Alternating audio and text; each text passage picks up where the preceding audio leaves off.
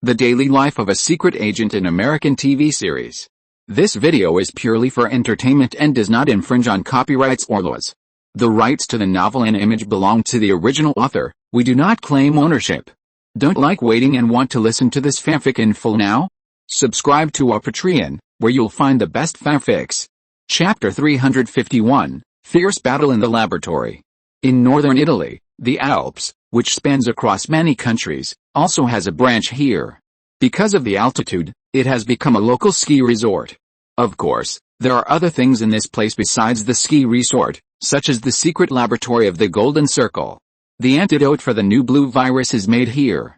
The ace agent Trader Charlie is feeding his girlfriend the antidote for the blue virus.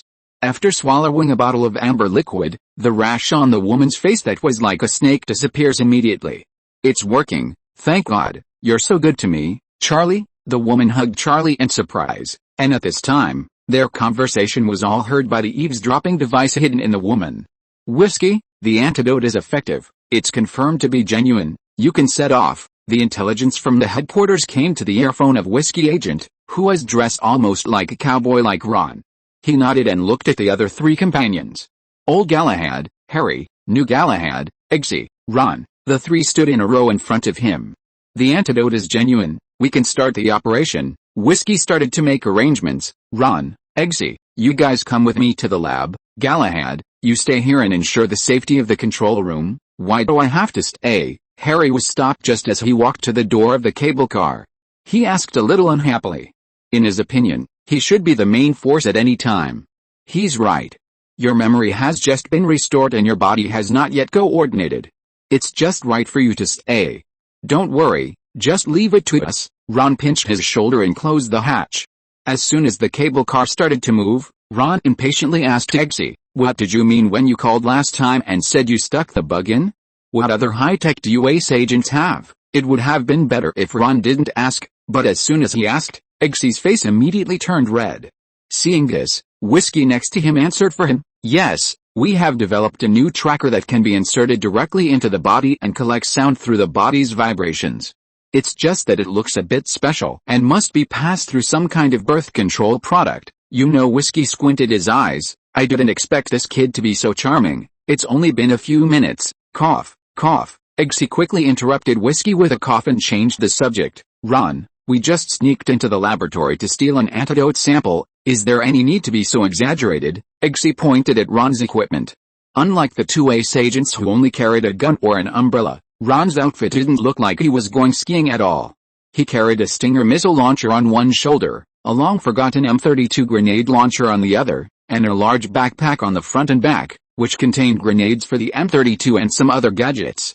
He had originally planned to bring Hank's LG-5 sniper grenade launcher, but it was under maintenance, so he had to use his old equipment. Of course it is necessary. You are still too young. You don't understand that there are many ways to sneak, not just the one you learned from Harry. In fact, your method has long been outdated." Eggsy was unconvinced and said, "Outdated? I didn't know there was such a thing as an agent's method being outdated. Then what do you think is the most popular method of stealth now?" Harry may have told you that.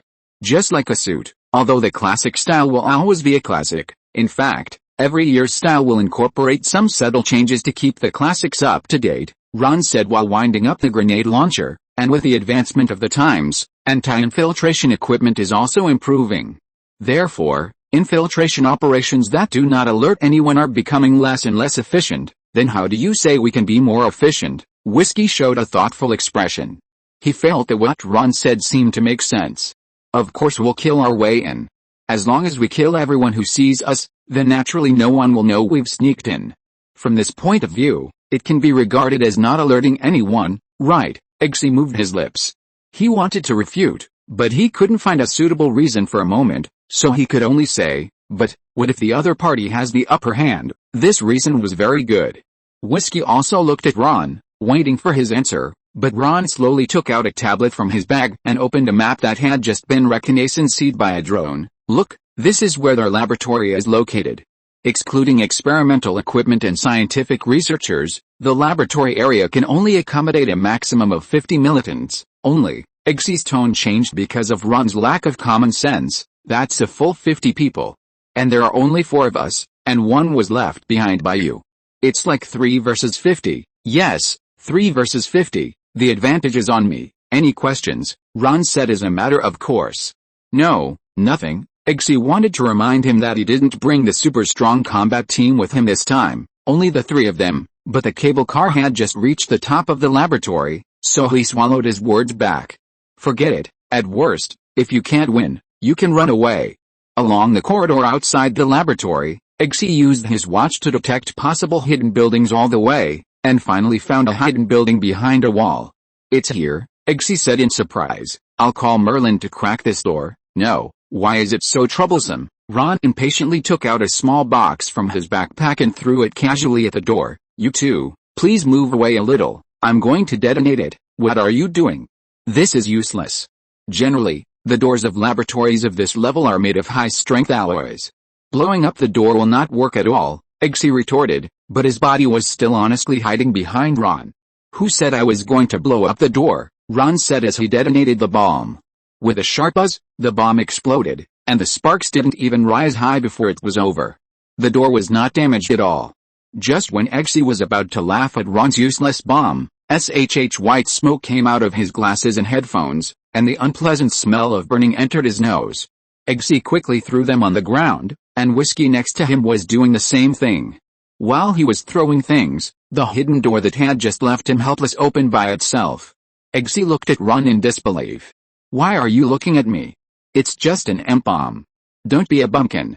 Sorry, I forgot to tell you in advance, Ron said without any embarrassment.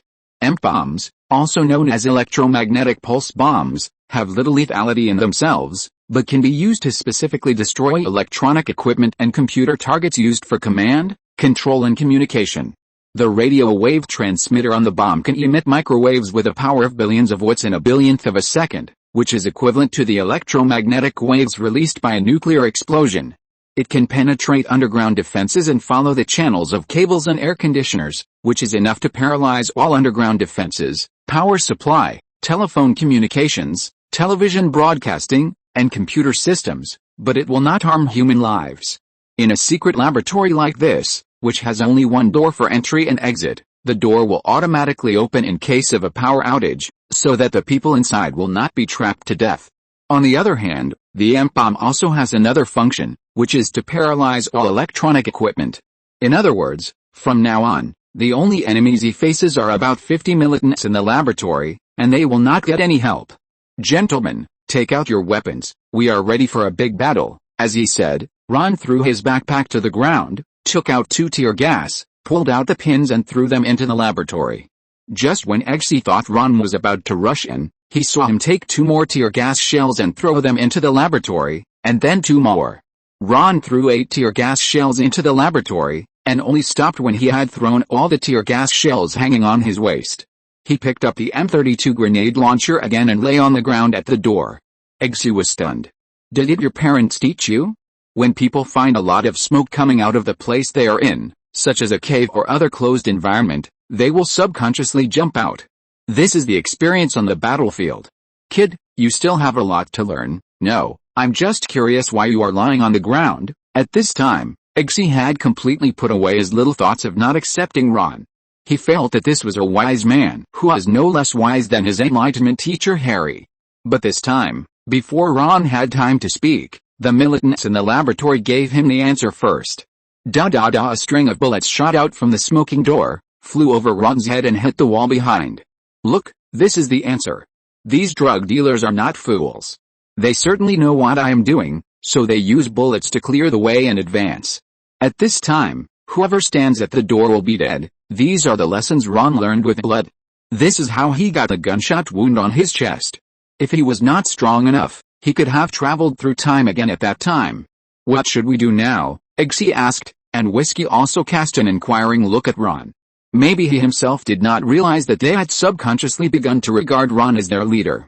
Of course, wait until the right time, such as now. Ron calmly put his ear to the ground and listened to the footsteps inside.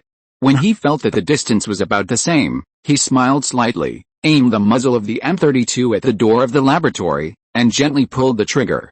Bang! The launcher made a crisp sound, and the grenade was fired into the corridor of the only exit of the laboratory. Boom! The grenade exploded in the corridor. The narrow space made the grenade's power reach its maximum. Eggsy judged from the screams that there were at least 4 different people screaming in the corridor. As for whether there were any unlucky people who died before they could even make a sound, it was even harder to say. Eggsy's eyes were full of admiration. However, this was not the end. In addition to reporting the results of the battle to Ron, the screams inside also had a more important function, which was to tell him that there was no problem with the position just now. Ron slightly adjusted the angle. The second, third, and sixth grenades flew into the laboratory one by one. The explosions and screams mixed together, like a symphony of death, beating on the hearts of the militants in the laboratory. Ron did not forget to give his new little fan a live teaching. Look, fire suppression sometimes does not require you to have a lot of firepower. You just need to accurately deliver the most effective firepower to the battlefield at the most appropriate time. It's that simple. Ron smiled proudly, and even felt a little relieved. The passage from the door of the laboratory to the interior is a road from top to bottom. If he lies low enough, it is impossible to hide him. However, his grenade launcher can deliver firepower to the militants' heads in an arc. The range of the grenade launcher means that the militants will not have the chance to throw grenades at him. Therefore, Ron will definitely win this time if it weren't for the traitor Charlie. Just when Ron was a little proud of himself, suddenly, a black thing whizzed up from bottom to top and attacked his face. Ron lowered his head quickly. The thing continued to fly over his head without slowing down, until it embedded in the wall behind him.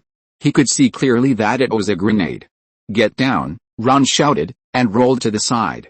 Shamelessly, he just rolled behind Eggsy and used Eggsy as a human shield to lie down. Boom! The grenade blew a small hole in the wall. Ron was not hurt except for being sprinkled with gravel. "Bah!" Ron spat, and said angrily, "Damn it, what kind of thing can throw a grenade so far and embed it into the wall? Did this guy grow up on hormones? That could be Charlie, do you remember? Our traitor, he has a very powerful mechanical arm," Eggsy reminded weakly. Ron glared at him fiercely. "I almost forgot that you still have a winter soldier. What should we do now?" Eggsy asked worriedly as he heard the footsteps getting closer in the corridor. "What else can we do?" Ron stood up while stuffing the new 6 grenades into the magazine to wind them up. "Of course we run. If we don't run, can we wait for him to blow us to death?" After saying that, Ron picked up his equipment and ran outside without paying attention to Eggsy and Whiskey, who were staring at him. Eggsy and Whiskey were stunned and quickly followed him. Just after they left the place just now, a group of dense black dots flew out of the corridor like a group of sparrows. A closer look showed that they were all grenades. Boom! The grenade exploded behind their hands. Chapter 352. Bad news. If Ron had enough manpower, the best thing to do would be to split into 2 teams and run in different directions for a while, then re-establish machine gun positions at sufficient positions, and take advantage of the fact that the militants just rushed out and were still confused about the direction, and fire from both sides at the same time. A crossfire would be created, and all the militants could be dealt with in minutes. But unfortunately, Ron, Eggsy and Whiskey only had 3 guns together, but fortunately he had prepared something else. While running, Ron grabbed the rope of the backpack behind him and pulled it. Several small disc-like objects fell out as he ran, and at this time the militants just rushed out of the corridor. "They are there. Kill them." The man with a mechanical arm pointed in the direction of Ron and the others, and instantly several rifles were pointed at him. "Get down now." Ron estimated the time in his mind, and now is just right. Ron pushed hard, and the 2 men immediately fell to the ground under his power, but Ron slid forward 2 steps and knelt on one knee, threw the Stinger missile hanging on his shoulder up, and turned around with it on his shoulder. Bullets whizzed past Ron one by one, but none of them hit him, and Ron pulled the trigger calmly. Swoosh! The Stinger missile was fired from the launcher and quickly approached the militants. The mechanical arm traitor, who was nicknamed Winter Soldier by Ron, had bloodshot eyes. In an emergency, he suddenly had a flash of inspiration and grabbed a minion next to him and threw it over like a prank. Boom! The missile and the minion met in the air, and the impact caused by the explosion quickly blew towards Ron and the others in this narrow corridor.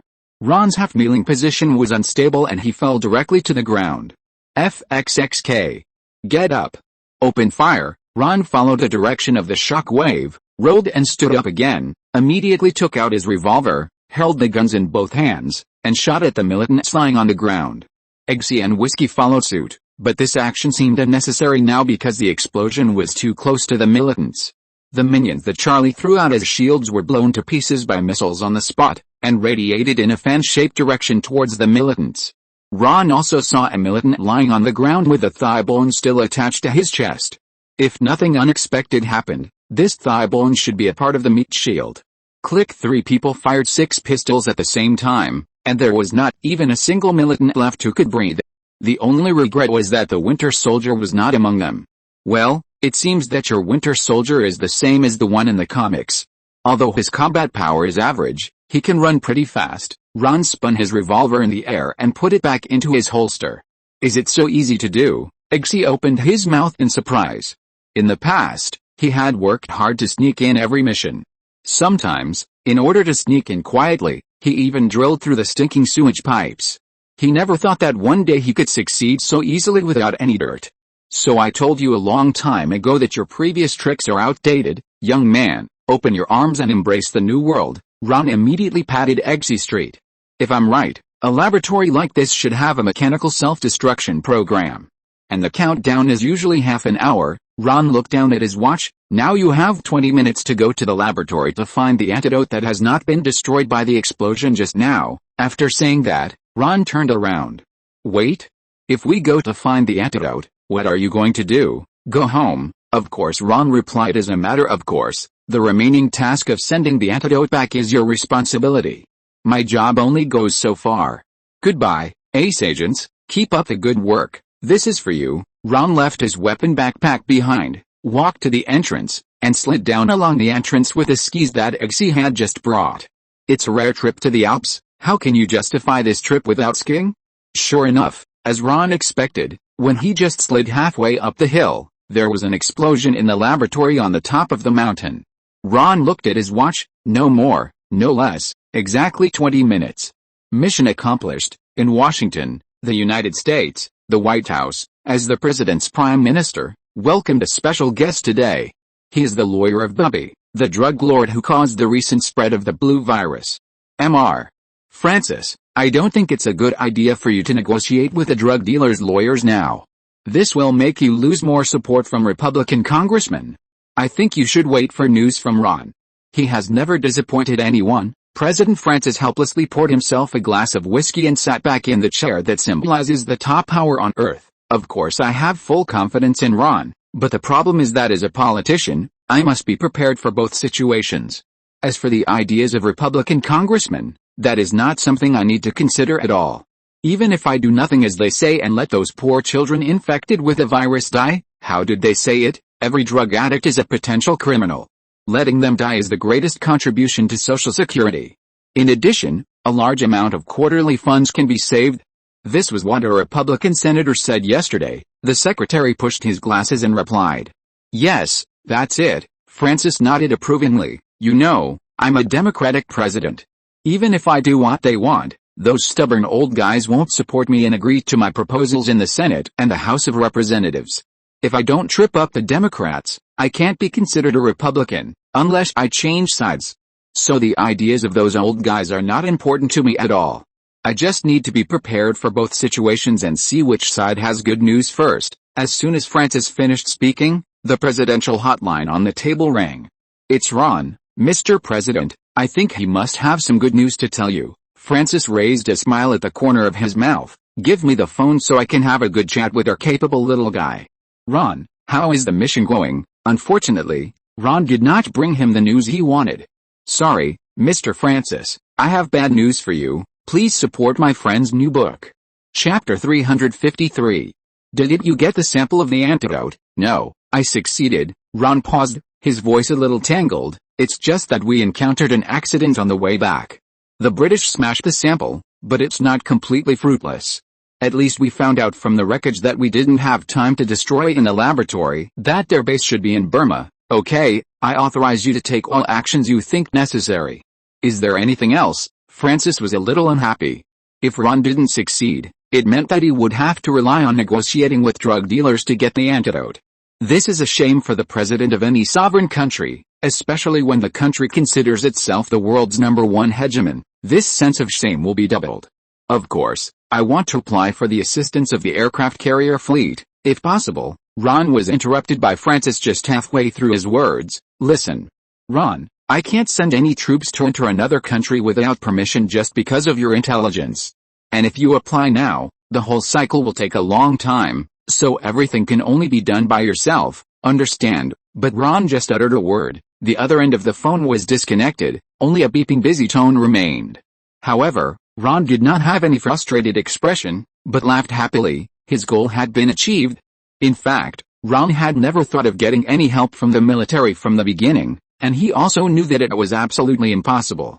He just wanted a word from Francis. Ron knew that as long as he had this word, he would not be punished no matter how big the trouble was. Myanmar? Here I come, Ron muttered and boarded the plane to Myanmar. Of course, there was more than one plane going to Burma.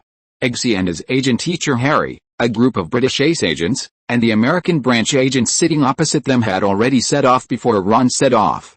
After landing on an open space some distance away from the Golden Circle base, they were walking towards here little by little. It was just that the distance between them was a bit large, and they walked out of two different paths in the grass, which looked a bit tense. Harry, I think you should apologize to him. You shouldn't have pointed a gun at him when you were in the snowy mountains, Eggsy said as he walked.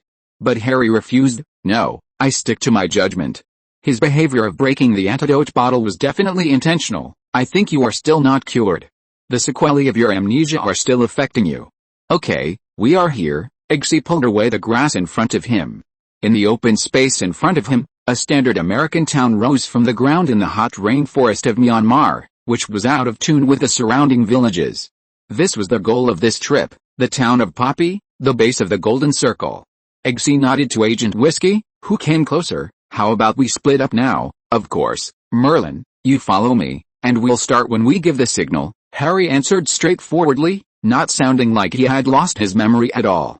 But Merlin had just taken a step when he froze with a click. I think I stepped on a landmine, I said. Walking in this rainforest is like using yourself as a human minefield. Ron's voice suddenly appeared in the public channel of the wireless headset. Because Ron had their ace agent communication channel, it was not surprising that his voice appeared in the channel. And the appearance of his voice also indicated that Ron should at least be near them. Ron, Eggsy's face showed excitement. After several collaborations, Eggsy has gradually become Ron's little fan. You are finally here. Where are you? In the sky? Ron slowly uttered two words. Eggsy looked up as if he had sensed something, and then he found a low-frequency buzzing sound coming from far away. It was not until that thing jumped over their heads that they realized it was a strange-looking helicopter. Whose helicopter has 4 rotors? Enemy attack! Enemy attack! In the sky, shoot it down. The drug dealers on the ground also discovered Ron's aircraft at the first time, and immediately pulled a bolt and fired at the aircraft in the sky. Tisk, it's really a trick of primitive people. Ron laughed and pressed the launch button. The 4 rockets mounted under the cabin immediately flew out like arrows and plunged into the guard team at the door. Boom! The 5 militants immediately turned into a pile of meat and scattered in the air. If I were you, just stand there and wait for a while. We'll deal with the garbage in sight and then rescue you. Ron parked the aircraft and said to Merlin, but when he saw Eggsy and the others, he couldn't help but frown. Where are your weapons? This is it. Eggsy patted his briefcase proudly, and the box clicked, revealing a gun muzzle. Well, it seems that you still haven't learned enough from me. Ron shook his head disappointedly, took out 2 AR rifles from the cabin and threw them to them. Remember, on the battlefield, rifles are always better than pistols, or other special agent equipment that is more useful than practical. As he said that, Ron took out another AR rifle and fired a long burst at the door. It was as if a poorly made movie was cooperating with Ron's performance. As soon as Ron pulled the trigger, several militants jumped out from behind the door. Puff puff, bullets hit the militants' chests, splashing blood.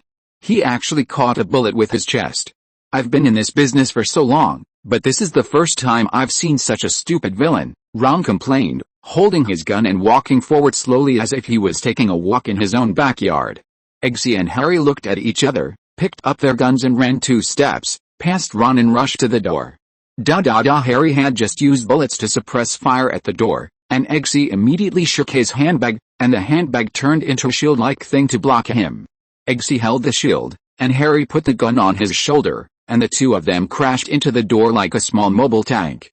It turns out the thing can also transform. What a boring invention. Ron was speechless about the professional level of the British agent. What era is it, and he still plays such a tacky trick? This is simply a useless invention. Ron thinks that the handmade old man's mecha is much more useful than this thing. Chapter 354 Modern Warfare and Cowboys. It was a boring invention, but not completely useless. At least, it could block rifle bullets, but that didn't make Ron covet it. To put it bluntly, this thing was just a few bulletproof steel plates processed. If we really wanted to compare technology, we had to look at our drone. Ron took out his phone. According to my current coordinates, we can start now. Of course, Ron didn't come alone, or to be more precise, he didn't have only his own combat power. In fact, Ron first took a transport plane to a nearby airport, transported the aircraft to a nearby highway by truck, and then flew the aircraft over. Of course, there was more than one aircraft on the truck. On a distant highway, a container on a truck parked on the side of the road suddenly opened, and countless drones rose from the container and flew towards the town of Bobby. "Oh my god, what the hell is that?" Eggsy muttered as he looked at the drone in the sky. Of course, he knew what a drone was, but he didn't think it was normal for such a thing to appear here at this time. However, before he was overwhelmed by the surprise, the drone camera flying over his head turned and suddenly swooped down. "FK. Harry, get down. That's a weapon." Eggsy was shocked. The Alliance pulled Harry under them and used the bulletproof shield that the handbag had turned into to cover the two of them. However, this action was completely unnecessary and was purely flirting with the blind. The drone didn't even bother to look at him. It rushed directly to the clerk who was hiding behind the counter of the donut shop and shooting at Eggsy and the others with a rifle. Boom! The drone exploded in the counter of the donut shop, and two bodies with incomplete limbs were blown out. At the same time, in the Gallagher family's old house in the slums of Los Angeles, a child wearing VR glasses and holding a game controller jumped up excitedly. "Yes! I hit it. Killed two at once. Give me the money, Boss Carl." A tender little white hand stretched out in front of Carl. Carl picked up the central control tablet and took a look. After confirming that it was correct, he put a $1 coin in the little hand. "Well done, Little John, you killed two at once, 50 cents each. Here's your $1, take it. Do you want to play again?" "Of course. I can make money by playing games for free. I, Little John, have never seen such a good thing since I was a child." "Thank you, Boss Carl. If there is such a good thing in the future, please call me." The dirty child took the money and put the VR glasses on his head again. From his perspective, a 3D drone took off from the truck and flew rapidly along the route marked on the small map. After a while, it arrived at the pixelated town of Bobby. Two groups of NPC characters marked as friendly forces were running in the crowd. Although the idea of killing friendly forces flashed through his mind, he remembered the warning given by Boss Carl that once he killed an NPC, he would no longer be able to participate in this money-making game, so he immediately stopped the idea. He turned to control the drone to fly a circle in the sky, and immediately found another valuable target, a pixelated man carrying a rocket launcher and marked as a red enemy. "That's you," Little John said silently in his heart. Just as he was about to control his drone to crash into it, he saw that another drone had already taken the lead and crashed into the little man. "Yes. I hit it too, Boss Carl. I killed a soldier with heavy weapons." Another little girl suddenly stood up. "Well done. According to the rules, 75 cents for a soldier with heavy weapons. This is your money." "Everyone continue. As long as you play, I guarantee that no one will lose money," Leader Carl said with great style. At this moment, he was the king of the children. The game they played was called 3D Air Combat Heroes, which was a drone control program developed by Ron, but with some minor changes to the graphics. All terrains were identified as 3D map models, and the characters were all pixel style, with only simple enemy and friend markings. Through the satellite relay station in the sky, drones can be controlled to attack the targets they want to attack anywhere in the world. The premise is that the drones must first be sent to where they should go, but this part has been completed by Ron. Now all the control center needs to do is control the drones like playing a game. Originally, Ron told Carl to use homeless people as game players and give them a reward of $5 for each target, but Carl thought of a better candidate, the homeless children everywhere in the slums, who can not only complete the task better, but also allow him to make a profit by the way. Well, if Ron knew, he would definitely reiterate his evaluation again. This kid will become a big shot sooner or later. Oh my god. Those drones seem to be helping us. They are not drones from the Golden Circle. Eggsy, get up. Harry pulled Eggsy up. They didn't need to do anything at this time. The members of the Golden Group in Poppy Town had already been blown into chaos by the drones. They just needed to carry out the final harvest of the drug dealers who fled in panic. However, even such a simple thing, Ron did better than them. Ron took out his denim vest from the cabin of the aircraft and put it on the plaid shirt. He also took out a felt hat and put it on his head, and walked into the gate of Poppy Town calmly. As soon as he entered, he saw two mechanical dogs rushing out of the house in the center of Poppy Town. I really don't understand. It's the 21st century, and there are still people who are superstitious about these animal-shaped robots. As he said, he took out two revolvers with a swipe. Bang, bang, bang. 4 high-powered pistol bullets immediately smashed the eye-shaped cameras of the two mechanical dogs into pieces. "Pah, what a childish thing," Ron spat. But just as he finished speaking, he suddenly realized something was wrong and lowered his head. An urgent sound of wind whistled past his head. Ron glanced sideways and saw a mechanical iron fist flying over his head. The end of the iron fist was connected to a metal chain. The chain finally landed on a man with a mechanical arm, Charlie, who officially defected from the King's agent. "I told you not to play such outdated tricks." Ron took back a pistol, replaced it with a dagger and slashed it at the chain above his head, sparking a burst of sparks, but it had no effect. Swoosh, the chain was retracted, and the fist flew past Ron's face again and was reattached to Charlie's arm. "Last time in Italy, you made me so embarrassed. Now it's my turn." Charlie walked towards Ron with a grin. Chapter 355, Final Battle and Return Home. Ron had no patience for such a retard who wanted to fight with cold weapons in the era of hot weapons. He raised his hand and fired a shot, but a surprising scene appeared. Charlie raised his hand to block, and actually blocked Ron's bullet with his mechanical arm. The metal arm was not afraid of the heat on the bullet at all. It was like pinching the hot and smoking bullet and throwing it on the ground casually, with a smug evil smile on the corner of his mouth. "I think you are the outdated cowboy, Ron." No. You go in and deal with the evil woman named Bobby, and leave this traitor to me." Eggsy was interrupted by Ron before he could finish his words. Ron put the pistol back into the holster. "I think if I kill you with a gun, you will be very dissatisfied, right? It seems that you are very confident in your skills, so are you interested in a game?" "That's what I mean." Charlie pulled off his shirt with one hand. Although Ron didn't understand why his clothes exploded in a fight, since the atmosphere was so tense, Ron also tore off his belt and threw it to the ground with the two pistols in the holsters. "Since we agreed to a fair duel, why don't you take off your mechanical arm as well? After all, it's not fair for me to carry it with you." However, as soon as the belt was taken off, Charlie suddenly moved. The mechanical arm suddenly ejected again, grabbed Ron's collar and pulled hard, then pulled Ron in front of him and laughed wildly. "Haha. Idiot, who do you think is in the mood to play a cowboy duel game with you? I'm just tricking you. Go to hell. Do you think you're the only good actor?" Ron, whose face was mostly blocked by the felt hat, raised his head and gave him a big smile in return, which made Charlie feel nervous and a little uneasy. Especially when his stomach was hit by another cold metal product. It was a gun. In an instant, cold sweat broke out on Charlie's face. "Who told you that an agent only carries 2 guns?" Ron pulled the trigger, and the bullet immediately made a small hole in Charlie's abdomen. Charlie's pupils lost focus and fell down. Ron was not done yet, and continued to vent his anger and fired all 6 bullets in the magazine before stopping.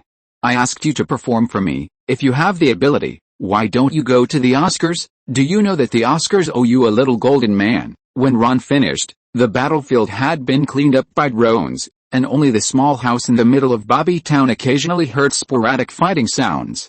When Ron walked to the door of the house, the fighting sounds stopped. Only the humming sound of the motor was left.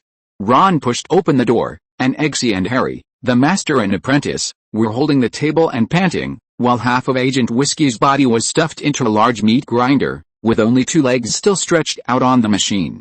At the exit of the machine, a pool of minced meat mixed with clothing residue was lying in the basin with a bloody smell. Ron knew where it came from even if he used his butt to think. Internal strife. No, it was Whiskey who took the initiative to attack us. He wanted all drug addicts to die. Everyone had to focus on alcohol so that the distillery stock would rise sharply and then, stop.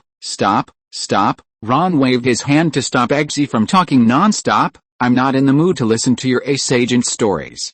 I just want to ask, have all of Poppy's antidote warehouses been unlocked? Poppy had already prepared a warehouse in all major cities around the world, which contained their antidotes, but all of them were locked by the self-destruct program. As long as they were not unlocked, any intrusion would trigger the self-destruct program. Of course, now, Eggsy was interrupted by Ron before he finished speaking. Listen, kid, if this is a novel, then I am the real protagonist. No audience would like to listen to a supporting role chattering non-stop. Please take your script, my child. After speaking, Ron picked up Bobby's personal notebook and left. Since he was here, he couldn't come in vain. To be honest, whether it is biopharmaceuticals or bionic robots, Bobby still has some black technology in her hands. There must be corresponding information on her computer. Take the computer back, whether it is given to Peggy or Howard, there will be gains. As for other benefits, Ron has not thought about it since he came to the town.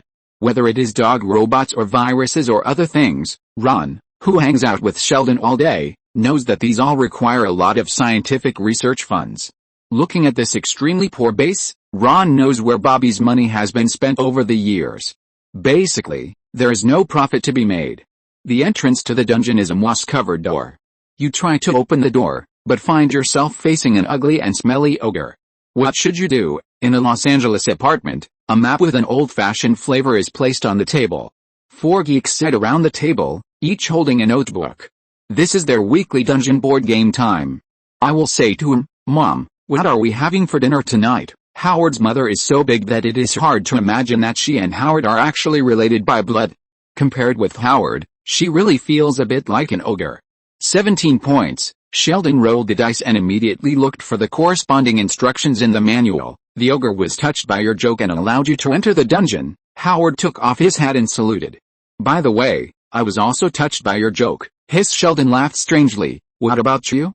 What are you going to do? I will pull out my revolver and put it into the ogre's mouth and ask him, boy, have you paid the cannibal tax? Ron pushed open the door. Hi, good evening, everyone. Fortunately, I caught up with Dungeons and Dragons, otherwise I would not be able to help but fly back to Myanmar and shoot that shameless guy in the stomach a few more times. Hi, Ron, you're finally back. Ron's return aroused enthusiastic cheers from the little Oedicus, especially Howard. Where have you been these days? We can't find you anywhere. I had a big battle with a mysterious organization in a secret base hidden in the Rhine forest, and killed the Winter Soldier.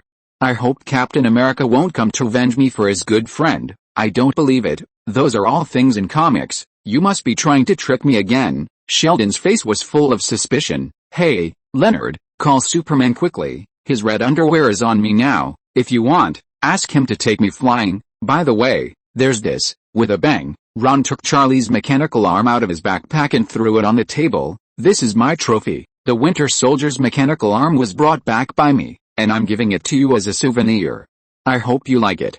Chapter 356 Daily Life After Returning Home. Sheldon and his friends were all shocked. Originally everyone was just bragging, but you really broke the Winter Soldier's arm.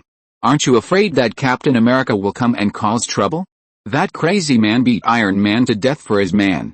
Oh my god, there is actually a Winter Soldier in this world. Ron, tell me quickly, have you met other Avengers? Can you ask them to sign for me? Sheldon immediately turned into a little fanboy and huddled around Ron. If the Captain America you are talking about is the one who accidentally posted the banana photo on Twitter, I can set up a cocktail party for you in a few days. If you still want to get in touch with the Justice League, you can go directly to my office to find my secretary, the one with the long legs. Her real identity is Wonder Woman, the daughter of Hippolyta, the queen of Amazon Paradise Island. I met her when my plane crashed on their island during a mission. I brought her to Los Angeles.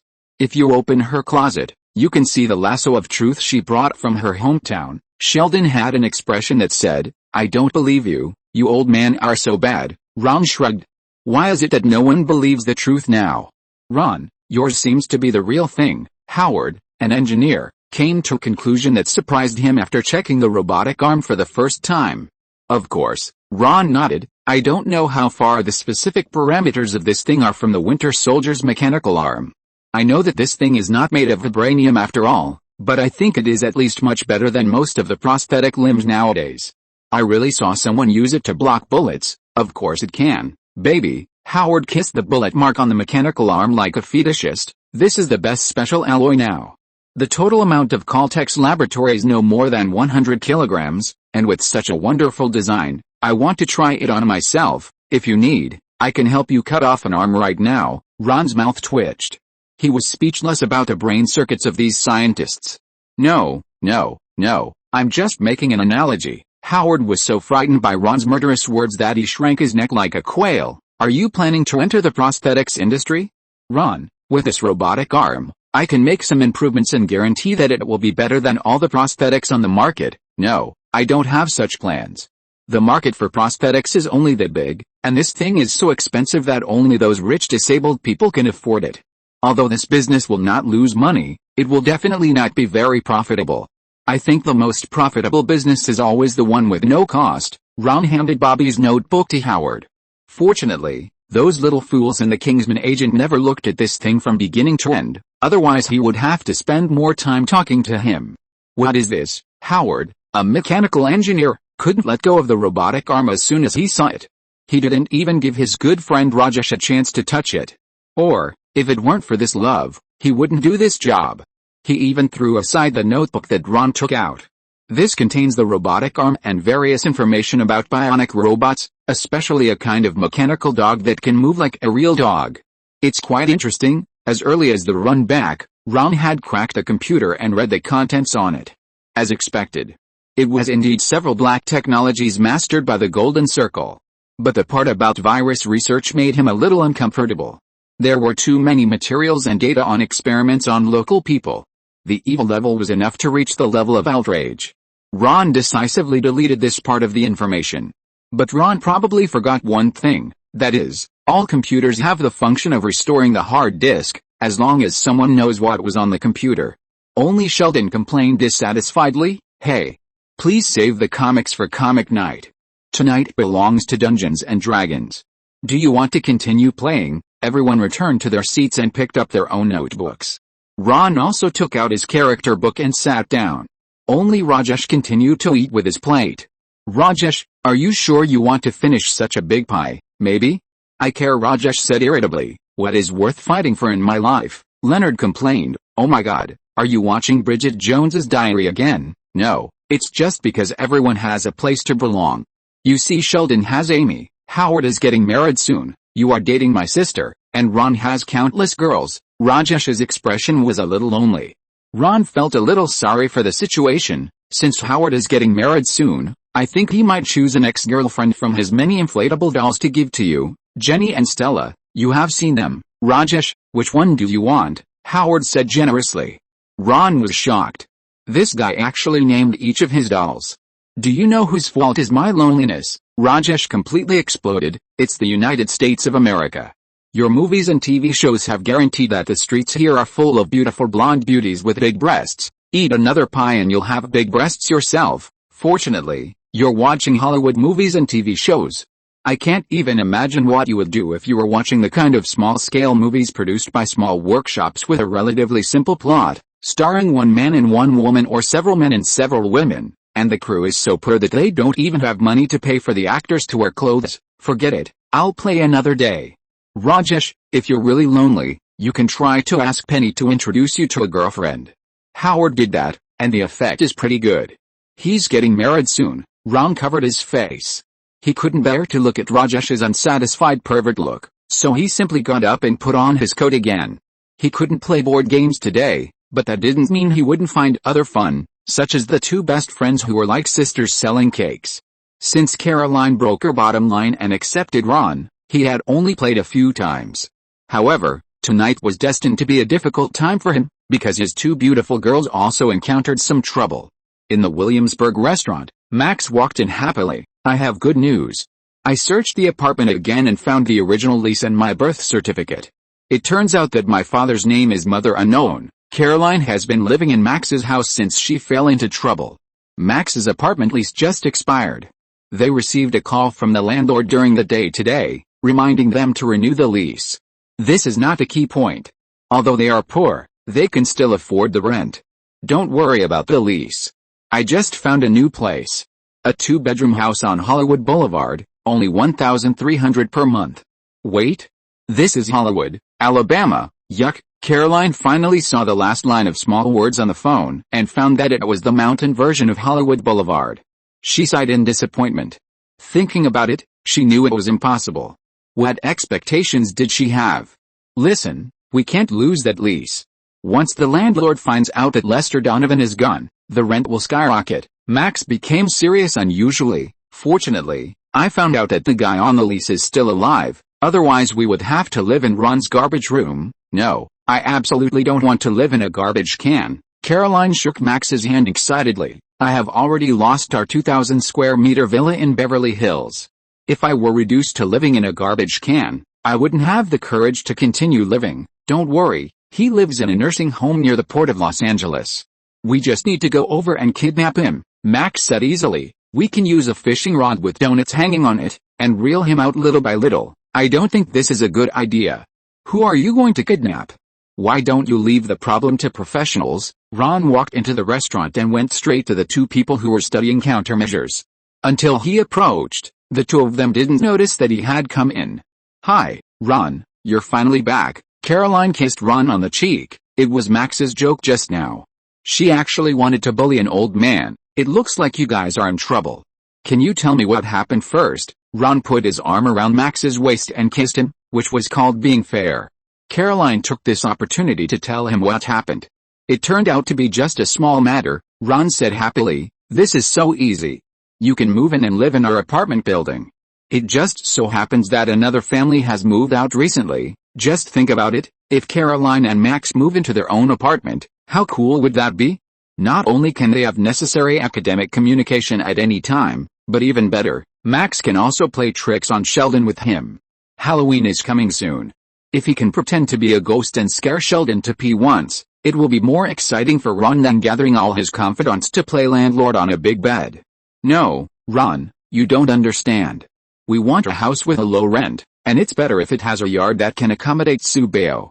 I absolutely cannot be separated from Subeo. Although Max's apartment looks shabby, it is incredibly large for a monthly rent of $1,300, not to mention the small yard that can be reached by opening the kitchen door. Caroline's beloved Subeo can even walk around in it to exercise. This is incredible in downtown Los Angeles, where rents are ranked among the highest in the world. I don't want it either. If possible, I would rather choose Subeo as my roommate and throw Caroline into a horse stable in the suburbs. Max also expressed his opinion. Okay, then there is only one way. You continue to renew the contract and I will pay the extra part. How about that? No, Ron, we agreed to be self-reliant. This is my only remaining dignity. If I agree to your help, what's the difference between me and those women walking around in revealing clothes on the street? Caroline raised her voice. In fact, when using certain postures, from a certain perspective, they are also self-reliant, Ron complained in her low voice. He really couldn't do anything about Caroline's stubbornness. Of course, he also understood Caroline's thoughts. Although I am in trouble now and my life is not satisfactory, I still rely on my own work to earn money. I will never rely on others, let alone sell my body. Once again, if Caroline wanted to degenerate, she would have done it long ago. In the upper class, there are some perverts who want to turn their wives and daughters who were once equal to themselves into their playthings. The strange identity always makes those perverts excited. For this reason, they even created an island, which is full of underage girls they deceived from all over the world and beauties like Caroline, whose identities can bring people strange excitement. But I don't think it's a good idea to go to the nursing home and disturb the poor old man. Do you have any better ideas? I don't know, but I plan to go to the nursing home with Max first, and maybe I can have a good talk with Lester Donovan. Sorry, Ron, today, I know. You are all in no mood today. Ron nodded depressedly. After the board game night in the apartment, he lost the second place to have fun. However, what Ron didn't know was that after he left, Caroline had a new idea. Max, Caroline picked up a newspaper left by a guest on the table and shook Max violently. I think we don't have to go to the nursing home tomorrow. I have an idea. If your original idea is to go walking around on the street later, I have to remind you that this dress is not revealing enough. Max just had her entertainment plan with Ron disrupted by Caroline tonight, and replied unhappily. No, I'm talking about this. Caroline handed the newspaper to Max. We can go to the racetrack and try our luck. I used to go to the racetrack often, and I'm very familiar with it.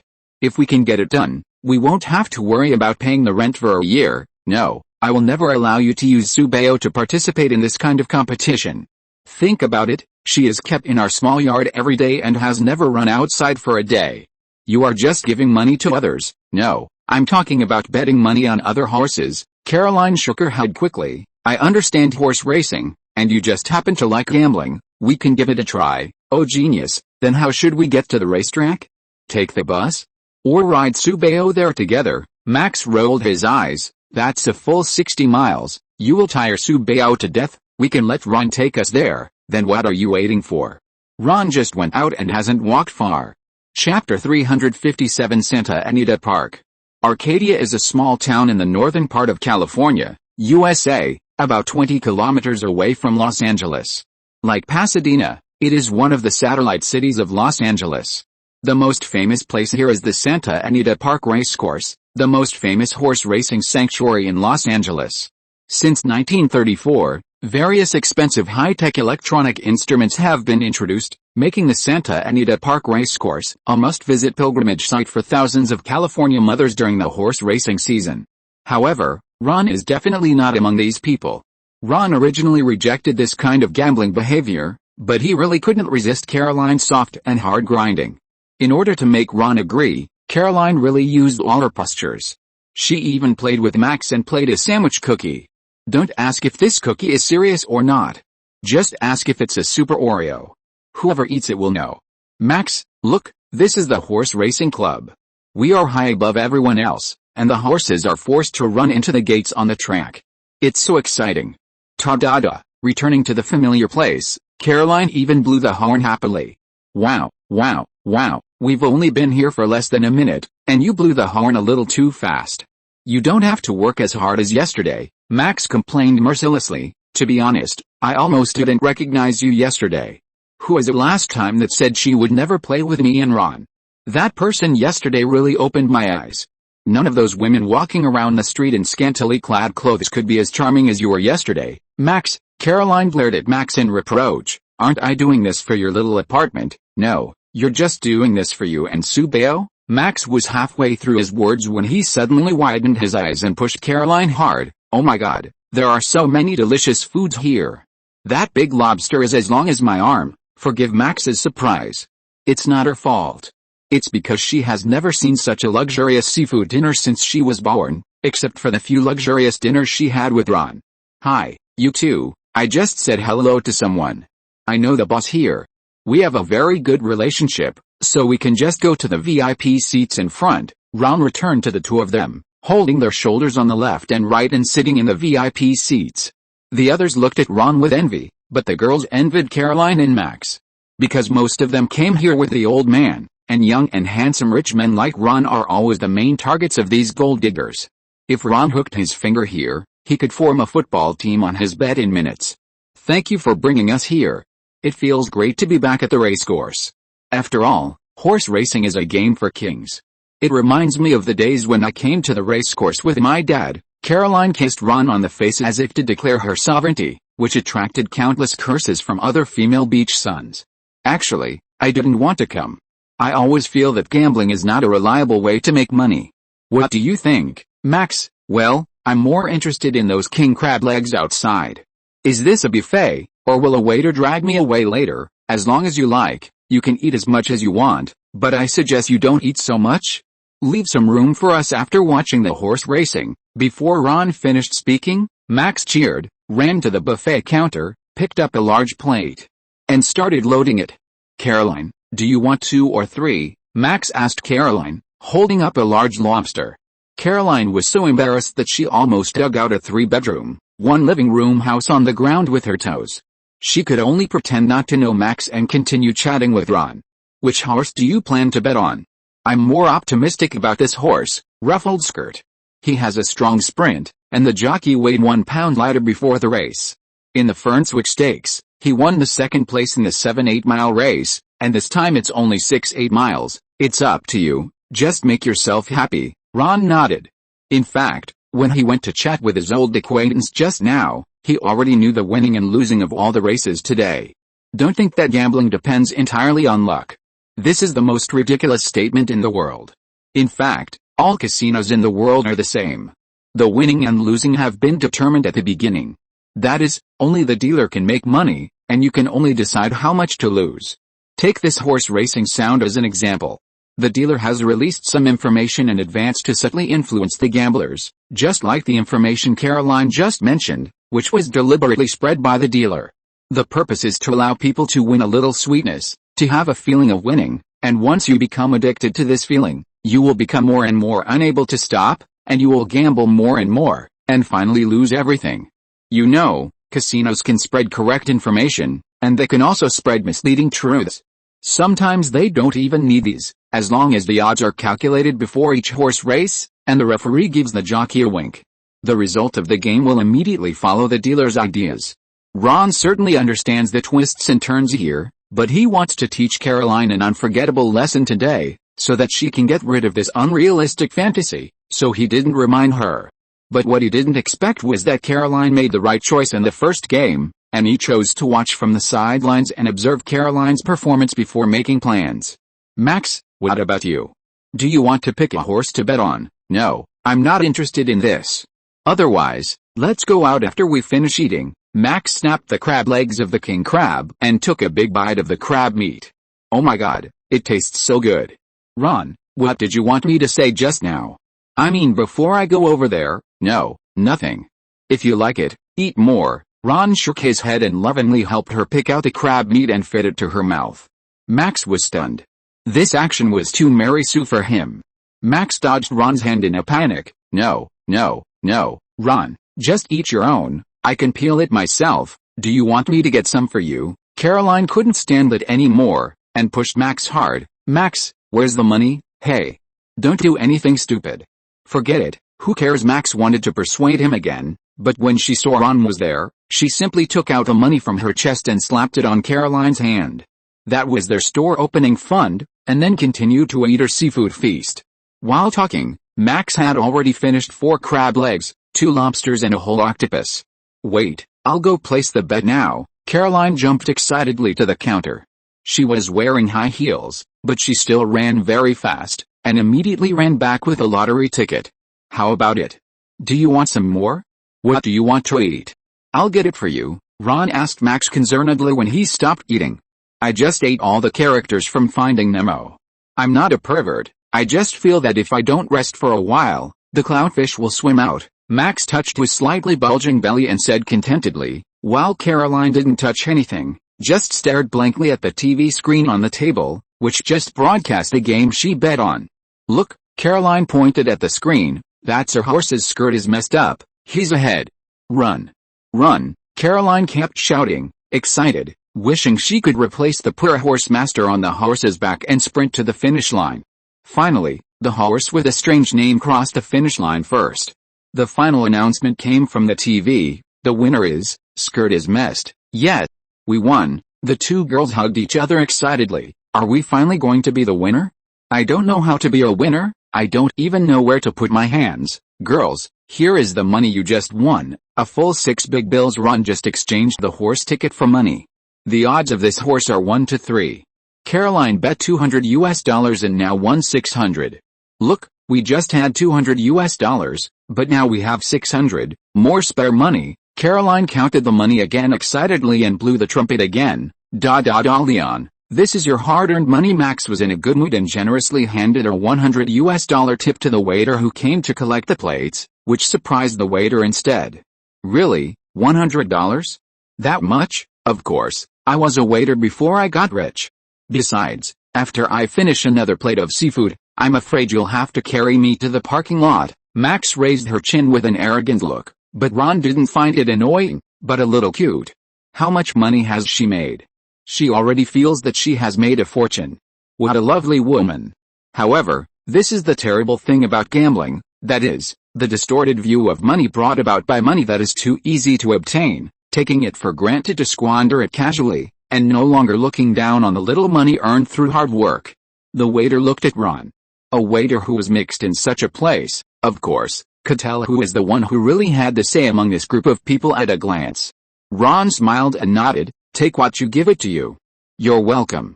Max, Caroline, how about we go somewhere else to play now? No, this is just the beginning. Caroline shook her head. Max was puzzled. Why don't you leave? We have already made money. Max, think about it. If we bet at the odds of 3 to 1 later, guess how much money we can make? There is no need to guess. It's just basic multiplication. If you ignore the $100 Max just gave away, you still have $500 in your hand. If you win more, it will become $1,500 immediately. Yes, that's it. Look, the horse named Dress in the next race. I have done a lot of research. He has the same noble bloodline as Sudeo, so he will definitely be the winner of the next hand. It's just like the sun will rise tomorrow.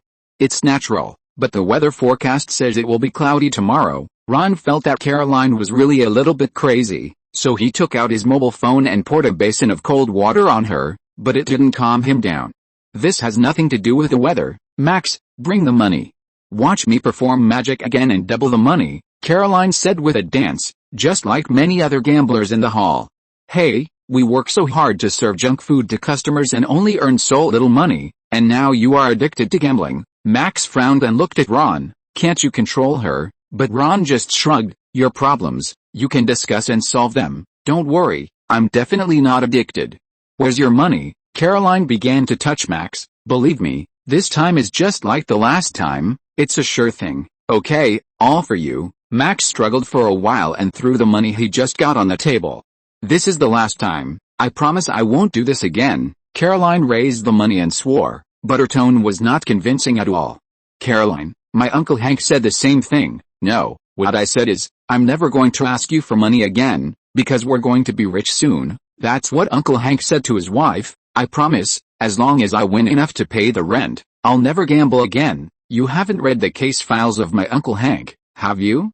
What you're saying now is exactly the same as what he said. Wait a minute, the game's about to start. I won't say anything to you yet. Bye. Caroline turned around anxiously, dancing like crazy, and walked towards the counter again.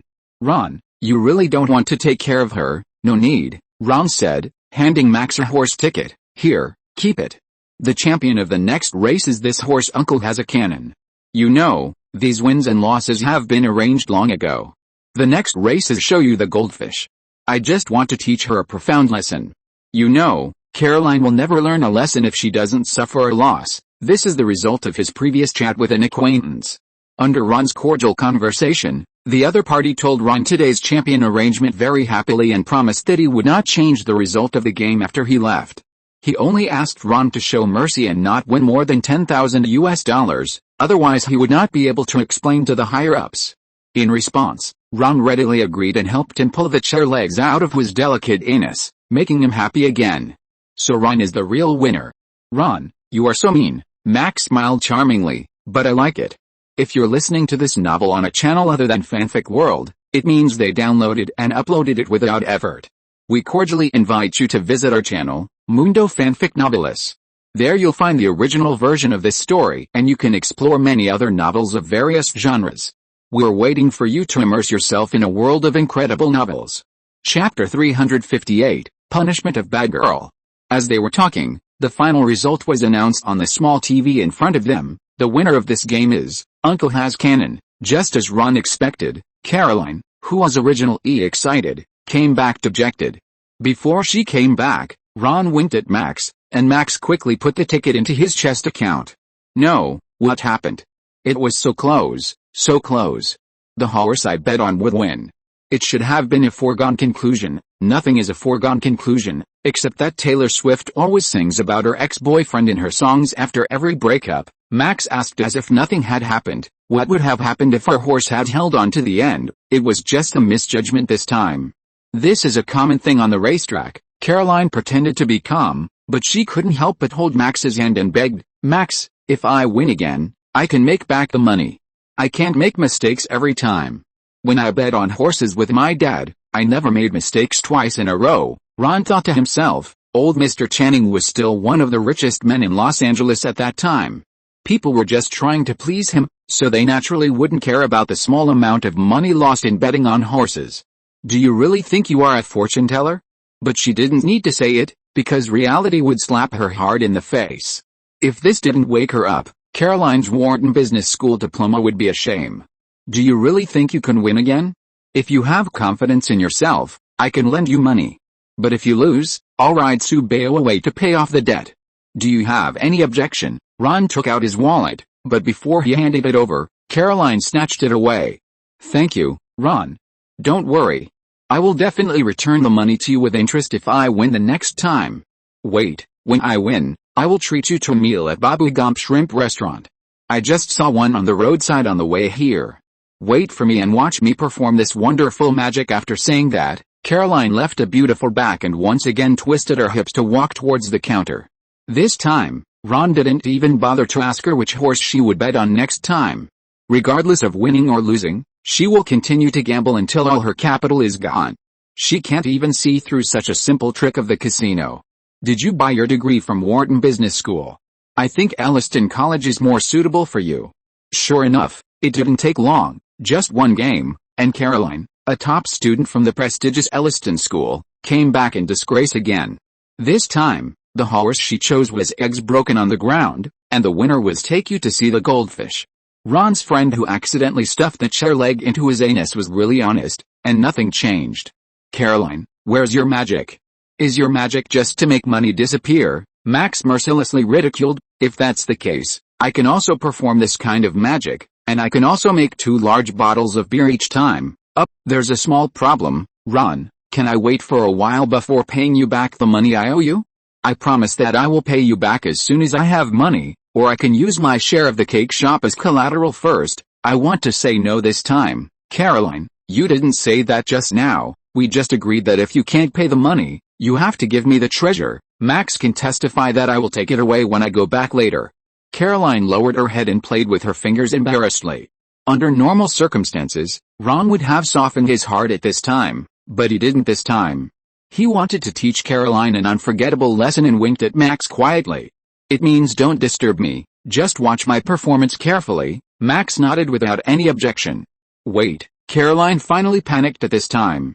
Subeo was one of her only spiritual supports, and she must not lose it. You have no place to raise horses, but I happen to have a small yard here.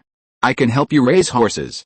I can also exempt you from all the fodder money. Ron, please, for the sake of our friendship. Caroline hugged Ron's arm, but was gently pushed away by Ron. You don't have to worry about a place to raise horses. Some time ago, I just entrusted my cousin's husband to help me buy a property. There's a big yard there, where Subeo can have fun.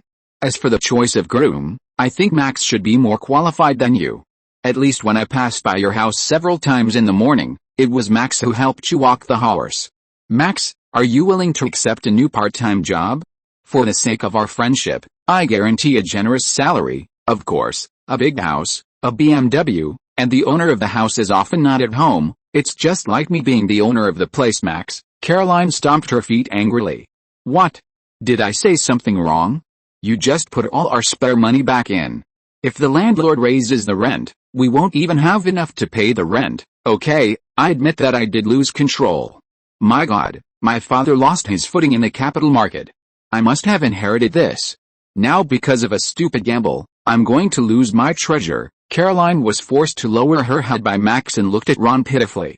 Max also signaled with his eyes. Is it time to close the net? Ron looked at Caroline's pitiful appearance and nodded gently. Fortunately, I didn't put all my eggs in one basket. Max changed the subject, proudly lifted up his collar and took out 3 horse racing tickets from inside. Let me see which treasures I bought. The first one is the skirt is messy, the second one is uncle has a cannon, and the third one is show you the goldfish. Oh, if they are connected in reverse, I will definitely be arrested as a child molester and sent to jail. OMG. OMG. OMG. Caroline stared at the horse racing tickets in Max's hand with wide eyes, just like Max when he saw her luxurious bathtub for the first time, and said OMG 3 times in a row. These 3 are the champions just now. Max, we are rich. These horse racing tickets add up to $9,000. We don't have to worry about the rent for most of the year. Max, how did you do it? Guessed it 3 times in a row. How about we try again and just win back a year's rent? This is all Ron's. Gambler Max knocked her on the head with the horse racing tickets. If Caroline hadn't come to her senses by this time, She would be really stupid. She stuck out her tongue mischievously and said, "Ron, Subeo? Of course Subeo is mine now, and you have to pay for your mistakes." Seeing that Caroline was in a low mood, Ron suddenly changed the subject and said, "But if you can behave well, maybe I can agree to let Subeo continue to help me raise him in your yard." "Really?" Caroline excitedly hugged Ron's neck and kissed him hard, which aroused the collective fury of the gold diggers around her. Murderous eyes gathered on her, but she was not afraid at all, and kissed Ron on the face in a domineering manner. "How should I behave? Can I do it like yesterday?" Ron shook his head. "No, that would be too easy to let you go. You are a bad girl now and must be punished." "Punishment? How to punish?" Ron's mouth curled up with a sly smile. "I think we can try the back today." Chapter 359 Indian Love Story. While Ron was busy disciplining the bad girl, Rajesh was also busy. Perhaps because of the guilt of exposing Rajesh's sleeping together incident, Penny took the initiative to introduce him to a girlfriend. Considering that Rajesh was afraid to talk to girls, Penny simply went straight to the point and introduced him to a deaf-mute girl. One dared not speak, and the other could not hear. They were a perfect match. But there was another problem, that is, how should these two people communicate? Fortunately, this last problem was also solved by Howard, who was proficient in sign language. "So, how was Rajesh's date the day before yesterday?" Because Rajesh went on a date with a new girl he met, there was more space on the sofa. Ron asked while eating while lying down, almost under Sheldon's rolling eyes. "Fortunately, I swear, I will never be a sign language interpreter again. Raj actually wants me to translate his sexy Indian accent. My God, how should I translate this? Do I have to perform a Bollywood dance for that girl on the spot?" Howard was furious when he talked about this. "It's hard to believe that Rajesh actually has a girlfriend," Penny sighed. "I can't believe it either. It always feels a little unreal. I always imagined why the girl would like him. Because he's old? Because he doesn't take a shower." Ron shook his head. "As we all know, Indians' hygiene habits are always hard to describe. Howard, you have always had the best relationship with Rajesh. Do you know anything? Well, let me reveal some explosive news." Howard put down the cutlery and showed a gossipy expression. "Rajesh has only known the girl for 3 days, but he has already given her a pair of diamond earrings and rented a car for her." "What?" Penny opened her mouth in surprise. Leonard seemed to be thinking about something. "It sounds like she's trying to take advantage of Rajesh." "How is that possible?" Penny waved her hands. "She is deaf-mute. Deaf-mute people are good people. Everyone on Earth knows that." "Leonard, that's not necessarily true. I remember when I went to Asia, there were deaf-mute people holding little notebooks and asking me to show my love on almost every street. But for some reason, once I said I had a gun and was willing to give them a bullet, they ran away faster than the other. Now that I think about it, they may not be really deaf-mute.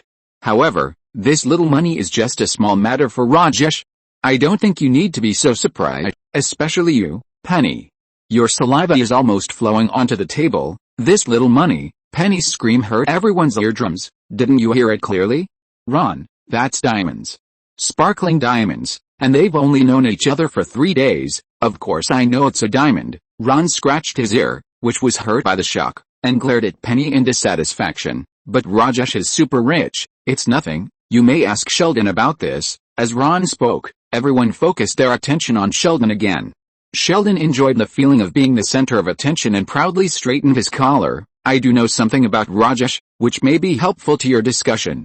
It doesn't matter if Rajesh buys that woman a lot of gifts, because the Kusapali family is super rich." "What do you mean by super rich?" Penny felt a little uneasy. "It means literally, a lot of money, Sheldon. They don't know Rajesh as well as you do. I think you can use a metaphor that everyone understands so that they can understand it better." Ron frowned. Just thinking about Rajesh's background made him angry. He didn't want to say it himself, otherwise he would be jealous. Rajesh is the one who uses his strength to explain what it means. Some people spend their whole lives on the road to Ron, while some people are born in Rome. He is the one who was born in Rome. "Okay," Sheldon pulled the corner of his mouth in disdain. "Listen, a few years ago, I realized one of my little dreams and became a notary. From time to time, I have to notarize the account records for Rajesh. The Kusapari family is not just rich, but super rich. If you use the characters in the anime to describe it, it's almost between Tony Stark and Bruce Wayne." Penny has seen Iron Man in the cinema. Although Bruce Wayne is not within her range of cognition, She has heard the guys across the street say it every day, so she knows that Mr. Wayne's superpower is to be rich. FXXK. The last time we went to the zoo, that guy asked me to buy him Spanish dough sticks. Howard felt that he was deceived, but Leonard got up in a hurry and walked towards his room with his mobile phone. Listen, guys, sorry, I don't want to be so rude, but I have to call Rajesh's sister, my girlfriend, the one I love so much. Well, he's very rich, he bought her a lot of gifts and a car. Penny's tone was sour, and she almost couldn't say anything. Howard added fuel to the fire. He also paid all her credit card bills. What? He also paid her credit card bills? Penny finally couldn't help but swear. FXXK. I should have talked to Rajesh for a few months earlier. Okay, I'm not that kind of person. We have to talk to Rajesh. Yes, we are going to talk to him, but he won't listen. He's fallen in love. Unless, Howard's eyes rolled around and glanced at Ron. Penny also looked over. Unless what? Ron had a bad feeling. He was obviously watching a show, but why did he feel like he had to act on the stage while watching it? Unless there is someone he trusts very much, such as Ron, who can have a good talk with him and make him recognize the true face of that woman. Howard stared at Ron and said quickly, Ron, you can do it. Anyway, the Kusapari family is rich and powerful. Even if he spends money like this, there will be no problem. Aren't you guys making a fuss? Ron complained. Well, these are secondary. The real reason is that he is afraid of trouble. No, this really doesn't matter, but I am more worried that he will be deceived. You know, Rajesh has always been a very sensitive guy. He may even go on a diet and not eat dinner for several months because of someone's casual words. The person who knows Rajesh best is his good friend Howard. You need to help him, Ron. Okay, Ron had no choice but to agree. Chapter 360 Sheldon's unique skill, Sue the parents. How to help an Indian who is in love and blinded by women. Just like in the original Time and Space, go and talk to the deaf-mute girl and ask her to give up a rich man like Rajesh who exudes the fragrance of money? No. The gold digger is only deaf and dumb, not blind and stupid, and it is impossible for her to let go of a walking walnut like Rajesh. Ron thinks that the problem can only be solved from the root, that is, to talk to Rajesh first. Ron, Howard, why are you in my house? Rajesh returned home after a date with his new girlfriend and found 2 uninvited guests at home. Normally, if someone asked me, I would say that there is no door in the world that can stop a professional agent, but since you are my friend, I use the spare key, the one you left at Howard's house. Ron shook his head and looked at Howard. You see, love has made his IQ negative, and he even forgot what he has done. I don't think there's any need to rescue him. Wait a minute, I think Rajesh can still be saved. Howard looked at Rajesh. Hi, Rajesh, we want to talk to you, of course. Do you want to talk to me about my love life? Rajesh raised his eyebrows proudly. Let me tell you, the taste of love is really great. Really? I don't think that a girlfriend obtained in exchange for expensive gifts can be regarded as love. Ron crossed his arms and complained coldly. To be honest, he really didn't want to care about Rajesh's trivial matters. He should have been at Max's house at this time, continuing to enjoy his punishing bad girl's gift package. Hey, I just gave her a few things, and she also gave me gifts in return, Rajesh retorted angrily. Rajesh, we are all men, we know exactly what she can give you in return, right? Ron rolled his eyes. Even if you are willing to convert the gifts into money, you can spend less money and have a more direct relationship on the street. And, I promise you, whether you cheat immediately after the relationship is established, or invite another beautiful woman to join your relationship, they will not be jealous. OMG. There are such women? Why didn't you introduce them to me before? Rajesh opened his mouth in surprise. Howard covered his face. He couldn't bear to watch it any longer. Stupid. He said, go to hell. Listen, I'm not your parents, but as a friend, I still suggest that you don't get too entangled with this kind of gold digger. She's not that kind of woman. There is true love between us. Haha, really? Ron sneered. Then why don't you try to take back all the gifts you gave her and tell her that you are actually a pauper? If she continues to be with you, it is definitely true love. How about I promise to apologize to you? I won't use this method to test our love. You don't have to worry about me. I'm fine and I enjoy the feeling now. Now, it was Rajesh's turn to lose confidence. People who can become scientists are definitely not stupid. There are many things that even if they know, they just don't want to admit in their hearts. Ron, do you have any other ideas? Howard shook his head. He had no tricks and could only pin his hopes on Ron. Of course there is a way. Ron took out his laptop. Rajesh watched him typing on the keyboard and felt a bad feeling in his heart. "Ron, what are you doing, calling your parents?" "Of course," Ron said without raising his head. Rajesh's stubbornness gave Ron a headache. He had a more direct way to persuade him to give up. But in order to end it all quickly, he decided to choose the most efficient way. That was Sheldon's unique skill, suing his parents. Although it sounded childish, it was surprisingly useful when facing Rajesh. No, Rajesh rushed over and tried to stop Ron, but it was too late.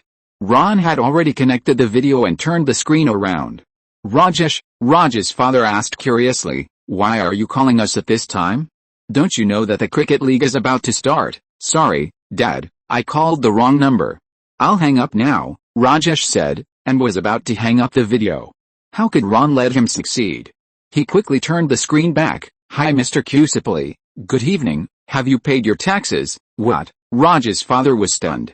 "Can your American taxes still be collected from us in India?" No, what I said is, I'm your son's good friend, Ron." Ron quickly changed his words. "Just now it was purely a professional habit, please don't mind it, Ron. Shouldn't my son's best friend be that Jewish guy named Howard?" "Yes, that's right, he's here." Ron turned the computer and let Howard and Rajesh's father greet each other. "Today I want to talk to you about another thing. I think you may have noticed that your son has some abnormal credit card bills recently." "This? I didn't pay attention. Generally, I don't pay much attention to small amounts of money not exceeding $100,000, Raj's father said in a Versailles manner. "Why don't you just tell me what's going on?" "It's like this, your son has a girlfriend recently." "What? Rajesh, you are finally in love." Raj's father clasped his hands together and prayed, "Tell me quickly, his lover is not the Jewish boy next to you." "I am too old and can't stand this kind of stimulation." Howard's expression turned into astonishment. Just as he was about to explain, Ron had already spoken. No, he is with a woman, a real woman." Raj's father stroked his chest gently. "It's good that she's a woman, but the situation is not much better, Mr. Kusapali." Ron glared at Raj, and glared back at Raj who was about to speak. "Why don't I tell you what your son has given that woman recently? A pair of diamond earrings, 2 Hermes bags, a pair of Gucci women's leather shoes. By the way, Raj also rented a car for that lady. I think you know why that woman is with Raj without me saying it, right?" "Of course, as a gynecologist, I know too well what kind of return gift she will give to Raj." Raj's father was so angry that he blew his beard. "Raj, listen. You have to find an Indian girl who is well matched with you. If you continue to be with her, don't even think about spending my money anymore." "What? You actually let me choose between the woman I love deeply and the money that strongly attracts me?" Rajesh shouted dissatisfiedly. "Okay, I choose true love." Chapter 361 Andy needs manpower. "You idiot, love is like a flash in the pan. You will understand sooner or later. Think about it carefully." Raj's father hung up the video call angrily. Within 5 minutes, Rajesh received a message on his mobile phone that the secondary card was frozen. "How long do you think it will take Rajesh to figure it out?" Howard asked worriedly after leaving Raj's house. "It depends on when he will date that gold digger next time," Ron said absent-mindedly. "As long as Rajesh can't spend money on good books like before, he will be replaced immediately. Of course, if everything is not as I said, then maybe it is really what he said about true love. I wish them all the best, so, let's separate here. I wish you a safe journey." Ron walked to the car and said goodbye to Howard in a hurry. His heart has already flown to Max's small apartment, all because he just received a photo from Caroline, which was a photo of her and Max. In the photo, Max, under Caroline's coercion, wore a very sexy cat girl outfit, with black stockings wrapped around her beautiful legs. Men live for black stockings. If there must be another reason, it would probably be Caroline, who was snuggling up to Max in the photo, wearing an angelic white outfit and white stockings on her long legs. If a man lives not for black stockings, then he must live for some other stockings. Ron drove to the destination in less than 10 minutes, which was supposed to take 30 minutes. He took out a key that he had prepared long ago and opened the door. "Here I come, babies." The apartment was indeed a paradise just like in the photos. Ron, who was sleeping on the table in the office, felt a push. He opened his eyes drowsily and raised his sleepy eyes. The person who pushed him was Andy. "Andy, if there is nothing else, can you let me sleep a little longer?" Maybe in your eyes, I look like a boss who slacks off at work, but in countless nights that you don't know, I have been working hard for new intelligence. Please maintain the minimum respect for your boss. Ron shamelessly described his absurdity last night as overtime for work, but the witty Andy had already seen through everything. Really? Andy sneered in a suspicious tone. Your so-called overtime for intelligence, isn't it playing some weird game with wild cats? How do you know? Ron was shocked. Andy is obviously an ordinary old man. How could he have such good tracking skills that he didn't even know it? I don't know anything. I just happened to hear you talking in your sleep. Little cat, do you like the master's lollipop? Andy sarcastically said. Boss, I was young once too. I knew it wasn't a real lollipop as soon as I heard it. Cough. Cough. Ron blushed and quickly coughed to cover up the embarrassment. Cats and such are not important. Andy, what's the matter with you? I remember I said that you can decide on your own if you have anything to do. You don't have to ask me about everything. Ron's management method is basically similar to that of a hands-off boss. Of course, to put it nicely, it is called knowing how to delegate power. Everyone has a lot of self-determination authority. Only when someone's work encounters trouble, he will come forward to solve it. It's something you have to decide. Andy pointed to the pile of account books on his desk. Thanks to your thunderous methods, more and more companies are willing to hand over their account books to us for review. Isn't this a good thing? Go ahead and check. If you find any bastard who dares to tamper with my taxes, tell me and I promise to make him pay for it immediately, Ron said murderously. That's true, but there are too many account books for me to review alone. I need a helper, a master who knows account very well. This is not a job that anyone can do. What do you think of little Carl? Ron asked, knocking on the table. If possible, he would still like to train his own people. In his heart, the definition of this special operations team is still based on combat effectiveness. If you want to recruit accounting masters, there are plenty of talents in this area in various universities. But that nerd who can't even hold a gun is not what Ron wants. In the special operations team, Andy is enough for those without combat effectiveness. But Andy's reply immediately extinguished his illusion. Andy said in a very exaggerated tone, do you know what grade Carl got on the last math test? F. It's F. If it wasn't for that letter written on his paper, I wouldn't know that I could get an F in math. In this regard, Ron could only spread his hands without boasting. Okay, then what kind of person do you think is suitable? Let me make it clear first, I will never recruit another person who can't hold a gun to join my team. I want this person, and I guess he should also satisfy you. Andy took out a stack of papers that he had prepared and handed them to Ron. This is the part of the intelligence summary just sent by the finance department that I found particularly interesting. This was taken by Interpol when it was undercover in Antwerp 3 years ago. The image quality has been enhanced. Their target is the person on the far right, Zamoaida. Ron recognized the person in the photo at a glance. This person used to control the world's largest opium supply chain. I remember that Hobbs was in charge of this case.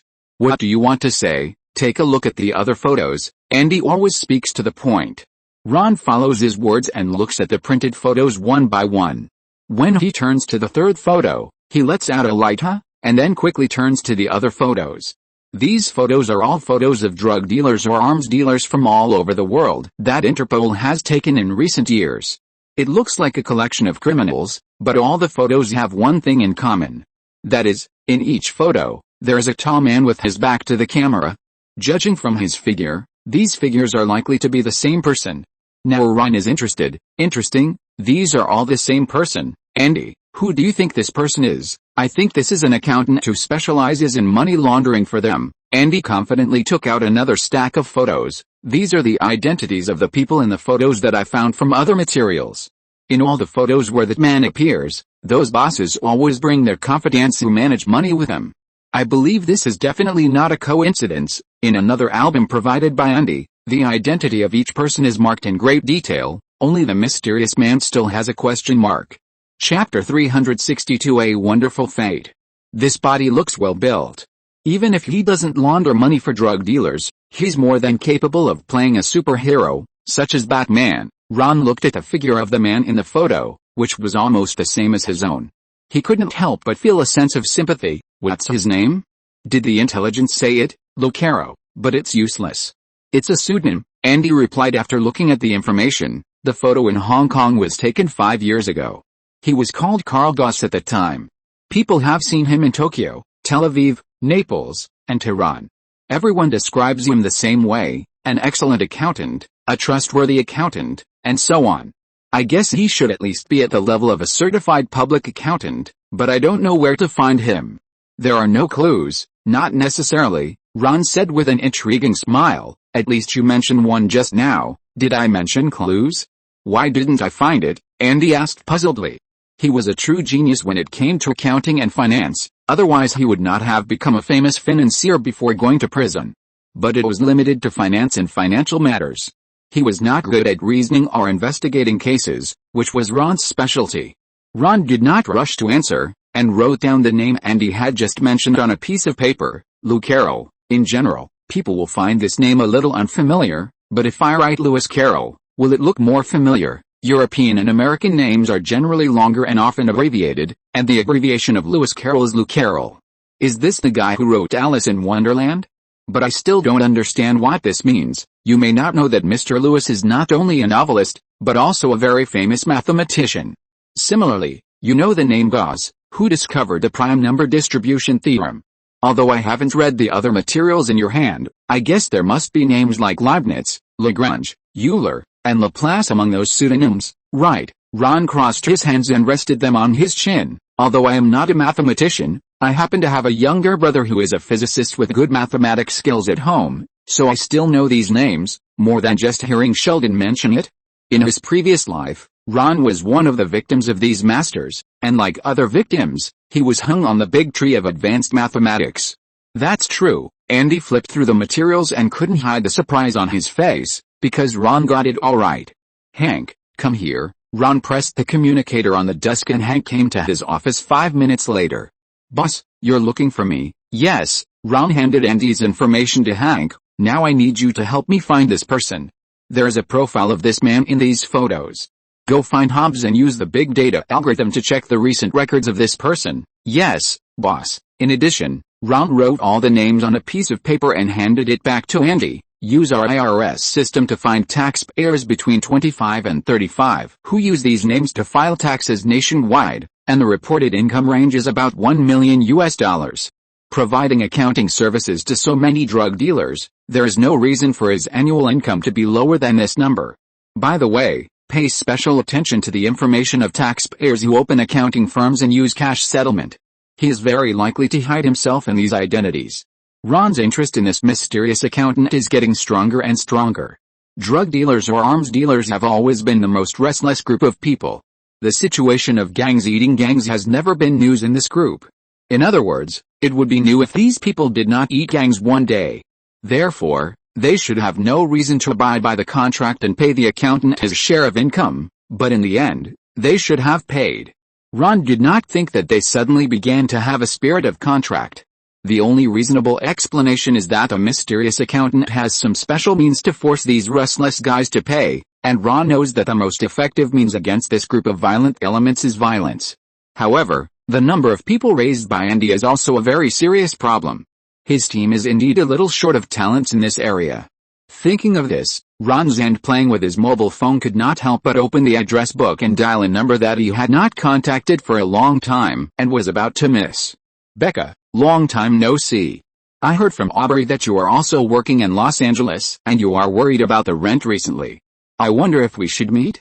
Maybe I can give you a good short-term part-time job so that you can earn some money. What do you think? Becca was one of Ron's close friends. That was when Ron was still in college. Because of his outstanding musical talent, he met Becca when he temporarily replaced his friend in the school's a cappella club to participate in the competition. At that time, her team was also one of the participating teams, and it was the most eye-catching one, even more eye-catching than Ron, who had written several well-known songs. Because they were the only team composed of all girls among all the participating teams. As we all know, college boys have always been animals with excessive hormones and like to think with their lower body.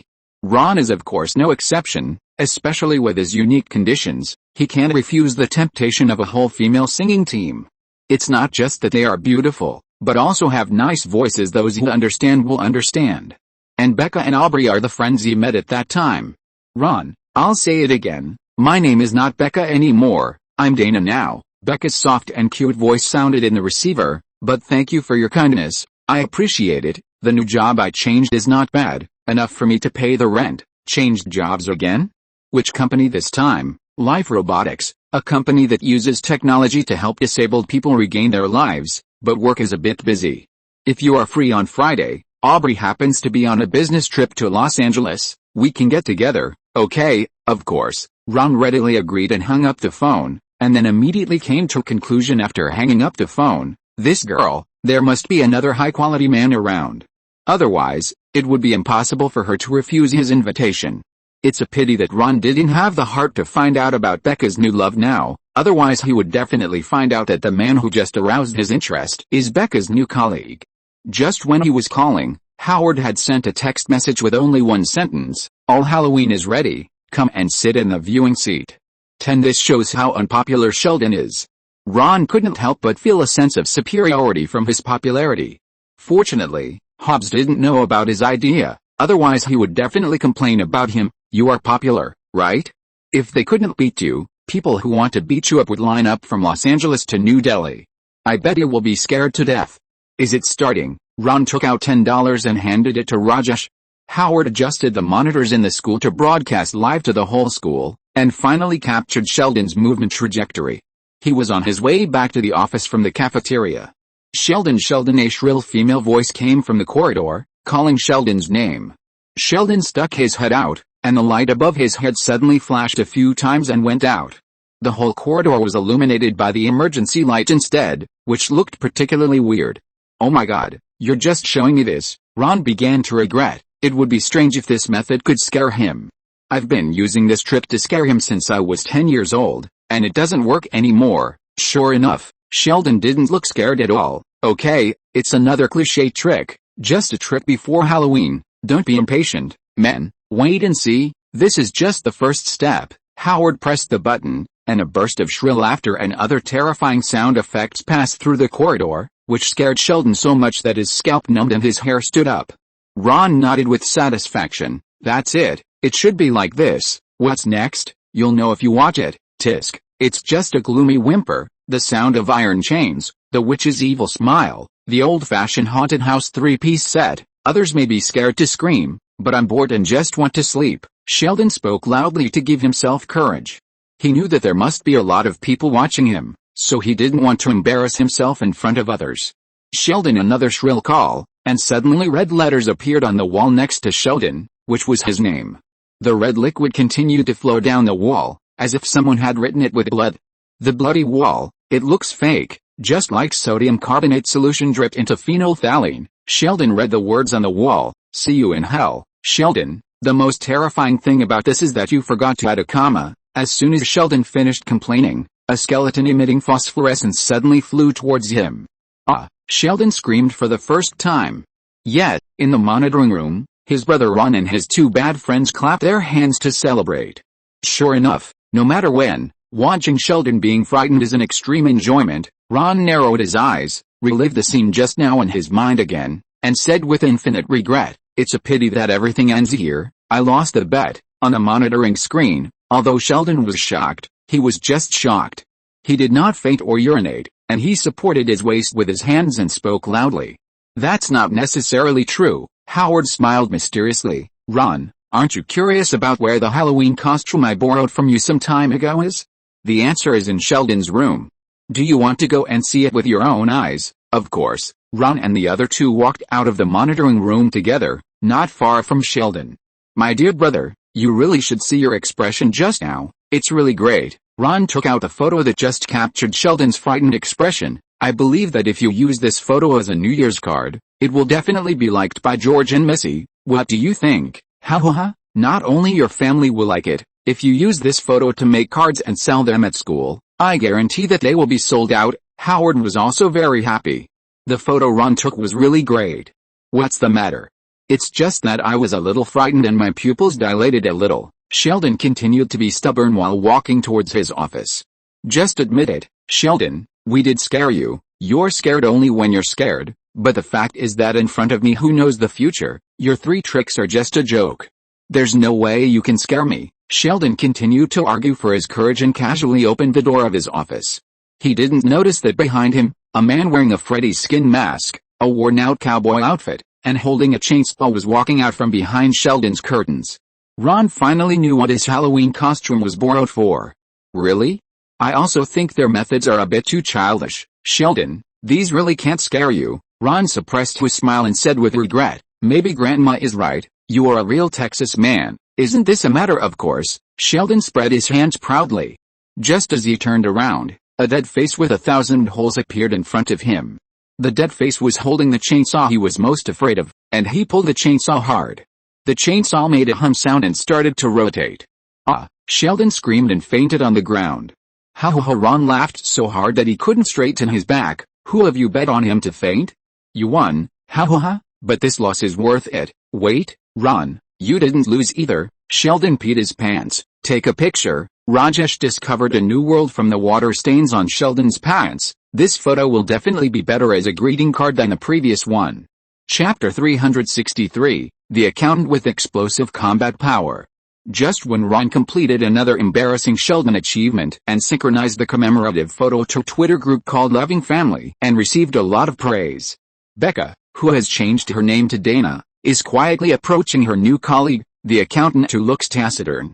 By the way, the members of the Twitter group that Ron belongs to include George Sr., George Jr., Missy, Veronica, Forrest Gump and Ron's grandmother, but not Ms. Mary. This is why Ron dared to put Sheldon's embarrassing photo in the group. Hey, how can I make the iron thermos cup look like that? High-end hunters often appear in the form of prey. Dana pointed to the thermos cup next to the accountant that was hide-indented and asked. It's just old, but her prey didn't seem to want to talk much, so she changed the subject. Why did you choose the job of financial accounting? The Department of Labor pointed out that this is one of the most prosperous professions. Got it, Dana said, taking her lunch and moving over. I like the balance of this industry. I like to find those things that are not so eye-catching. Plus, my father is also an accountant. In the next 10 minutes, Dana tried her best to find an interesting common topic, but she was blocked by the new accountant one by one every time, just like a martial arts master who saw the damage and broke the moves, making Dana like a dog biting a hedgehog, unable to bite. But what she didn't know was that what she saw was just the appearance. In fact, the seemingly cold accountant had already developed a good impression of her, and at the same time, Ron's men had also made some progress. Boss, I have a file here, maybe you will be interested. As soon as Ron returned to the office, Hank followed in excitedly with a file bag. I don't have so much time to read long and boring files, so why don't you tell me what you found? I found the same face in the surveillance footage of the New York Police Department's database. I'm very sure that they are the same person. It's New York. Interesting. Who is his client this time? Could it be that Thanos' vanguard army that came to the Earth to destroy also needs an accountant to balance the accounts before they can go back and report to Thanos? Ron asked with interest, taking a sip of the wolfberry water in the thermos cup casually. No, this time he didn't serve any customers, he just went to kill people. I think he went to seek revenge, because in the recording left at the scene, he mentioned another person's name. Stop, Hank, I'm not interested in his past. I just want to know how good he is now. Ron interrupted Hank's endless narration. Just now you said he went to kill people. Please continue from here. Okay, boss. Hank nodded. He used the steak knife stolen from the Italian restaurant to kill 2 gangsters. His movements were clean and neat, and then he walked into the gang's lair and killed 7 people in one breath, using their own weapons. Hank connected a USB drive to Ron's office computer and showed the photos of the scene one by one. There was even a battle video at the end. Look, shot in the head, shot in the head, and shot in the head. Ron's eyes widened. This fighting power is really amazing. Are you sure this is just an accountant? Ron thought he could kill 7 people by himself, but it was difficult for him to shoot them in the head, or for everyone. Because in street fighting, it often takes only a moment to meet the enemy. In this moment, whoever shoots first wins, so the fastest shooting speed is pursued. For example, even if Ron always keeps his pistol in the holster, he is confident that he can draw his gun faster than anyone with a gun thanks to his skills. Of course, in addition to his extremely accurate shooting skills, there is another possibility, that is, the murderer has a super obsessive compulsive disorder that is difficult for ordinary people to achieve, just like Ron's own brother Sheldon. Whether at home, in the cinema or anywhere else, he must sit in a fixed so-called best position and live strictly according to his own schedule every day. Thinking of this, Ron asked thoughtfully, I remember you said there was a live recording just now, right? Yes, he's here. Hanley opened the recording file. The audio file contained the sound of fists hitting flesh, the sound of something hard hitting a human body, and a meaningless murmur. Born on Monday, baptized on Tuesday, married on Wednesday, Solomon Grundy. Do you know what this means? Ron smiled smugly, and deliberately amplified the sound and played it again. It sounds like a nursery rhyme, Hank said uncertainly, but does it have any special meaning? Although I am also confused as to why nursery rhymes are being recited at the murder scene, it doesn't seem to have any special connection with this case, right? No, this is the most important clue. Ron played the nursery rhyme again. Listen carefully, this nursery rhyme has been repeated 4.5 times, but the pitch, span, beat, volume and pronunciation of each sentence are exactly the same. What does this mean? My dear Hank, it means that this person has a mental illness. Hank's eyes became brighter and brighter. That's right. Combined with the clues from the previous crime scene, that each of the dead was shot in the head, I can preliminarily judge that this person has extreme obsessive-compulsive disorder, perhaps the kind of highly obsessive-compulsive disorder that would rather get shot himself than shoot the bullet in the middle of the other person's forehead. Ron held his chin with both hands and made a final judgment. At this moment, his office door was pushed open again. Boss, I found that guy. This time, the person who came in was Andy. You will never believe it. He is now in Los Angeles, in this accounting firm called. Andy also took a photo. In the photo, among a row of storefronts, a store with a sign called firm was lined up in the middle of these stores, looking very inconspicuous. Well done.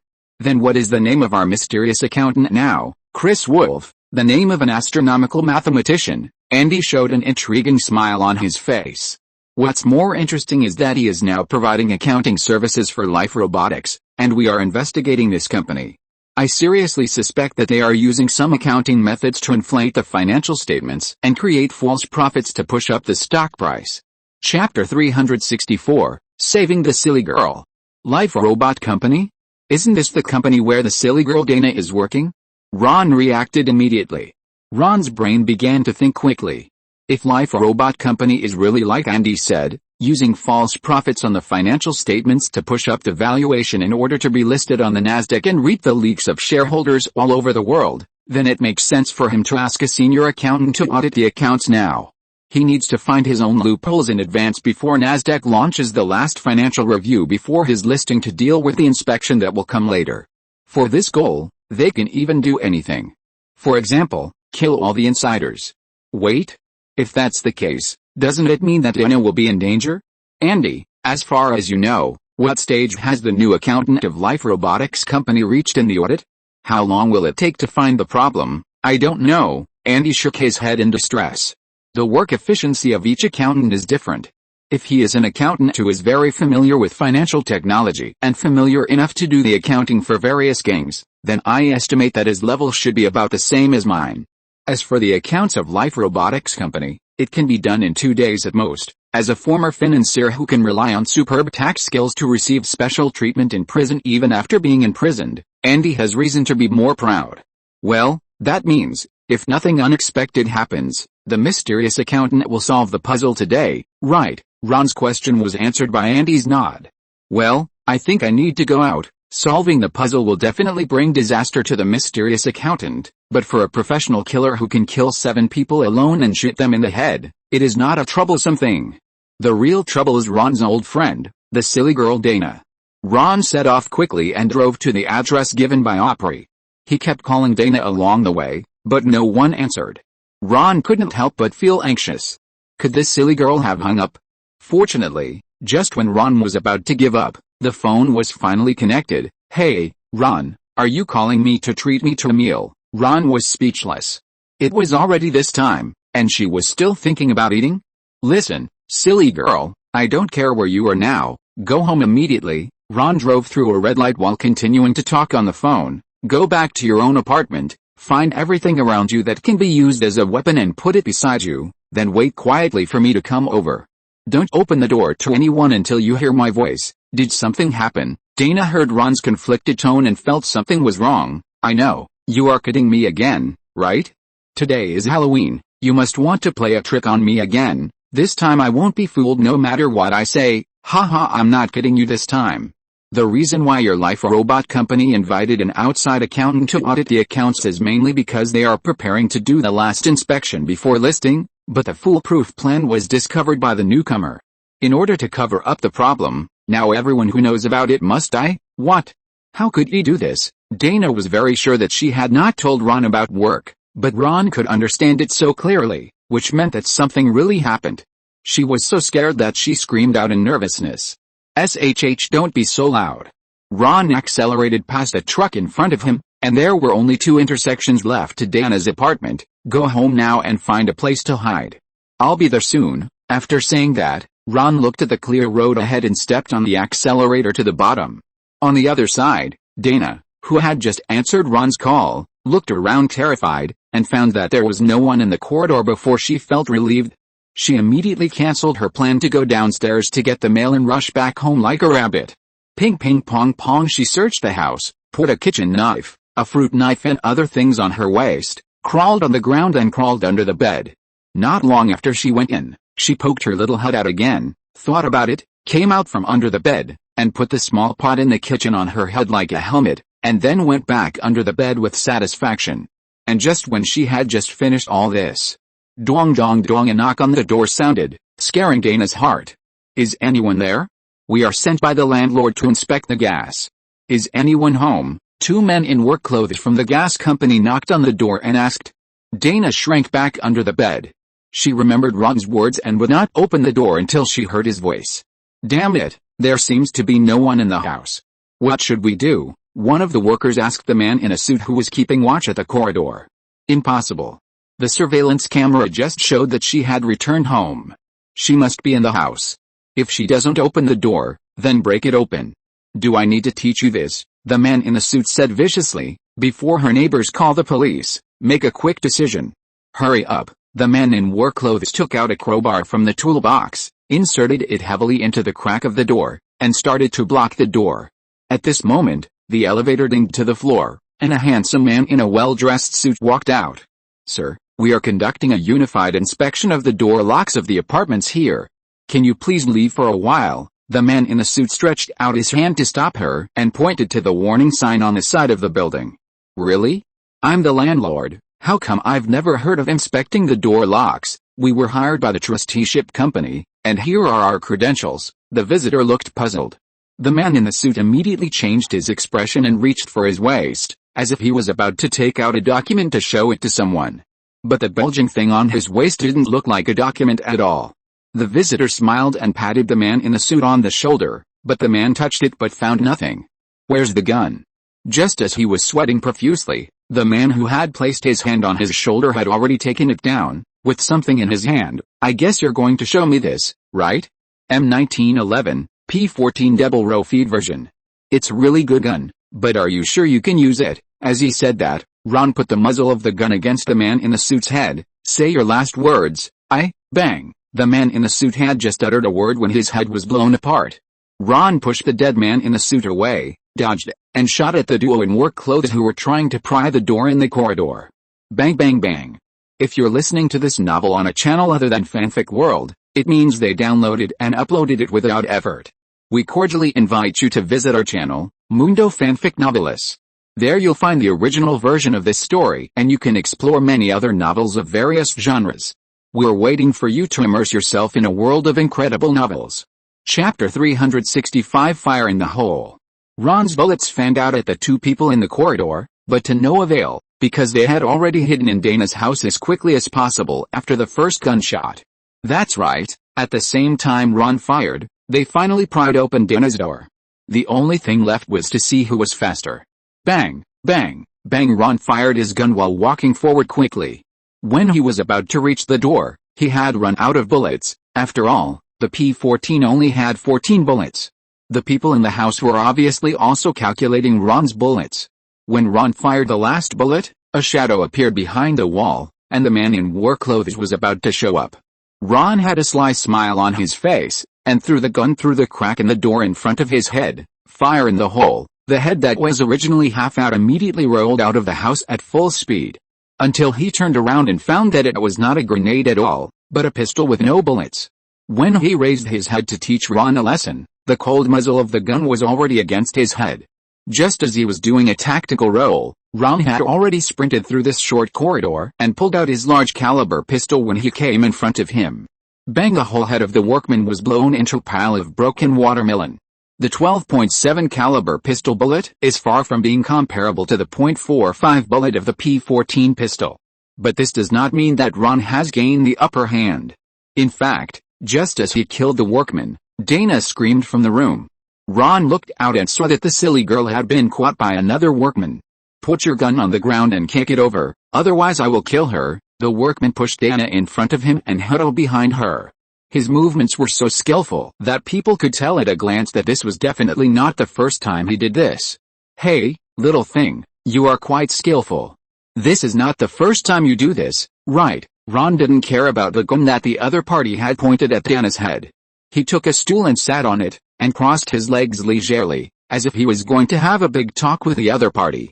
If there was a chessboard in front of him, 2 pots of tea and an old man who was not good at chess, Ron could probably spend a whole day playing chess, without any sense of urgency.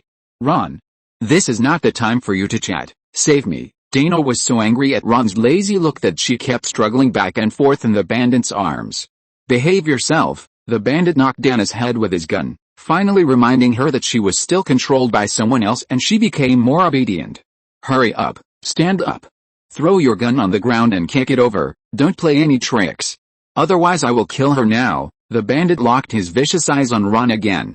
For some reason, even though he had a hostage in his hand, he still felt that his life was not safe, as if he could be taken away by the other party at any time, especially when the other party killed his 2 companions one after another, at a speed that was so fast that it made him feel cold in his heart. Those were the 2 best players among them. 2 of the best fighters next to the boss, and he killed them all like this.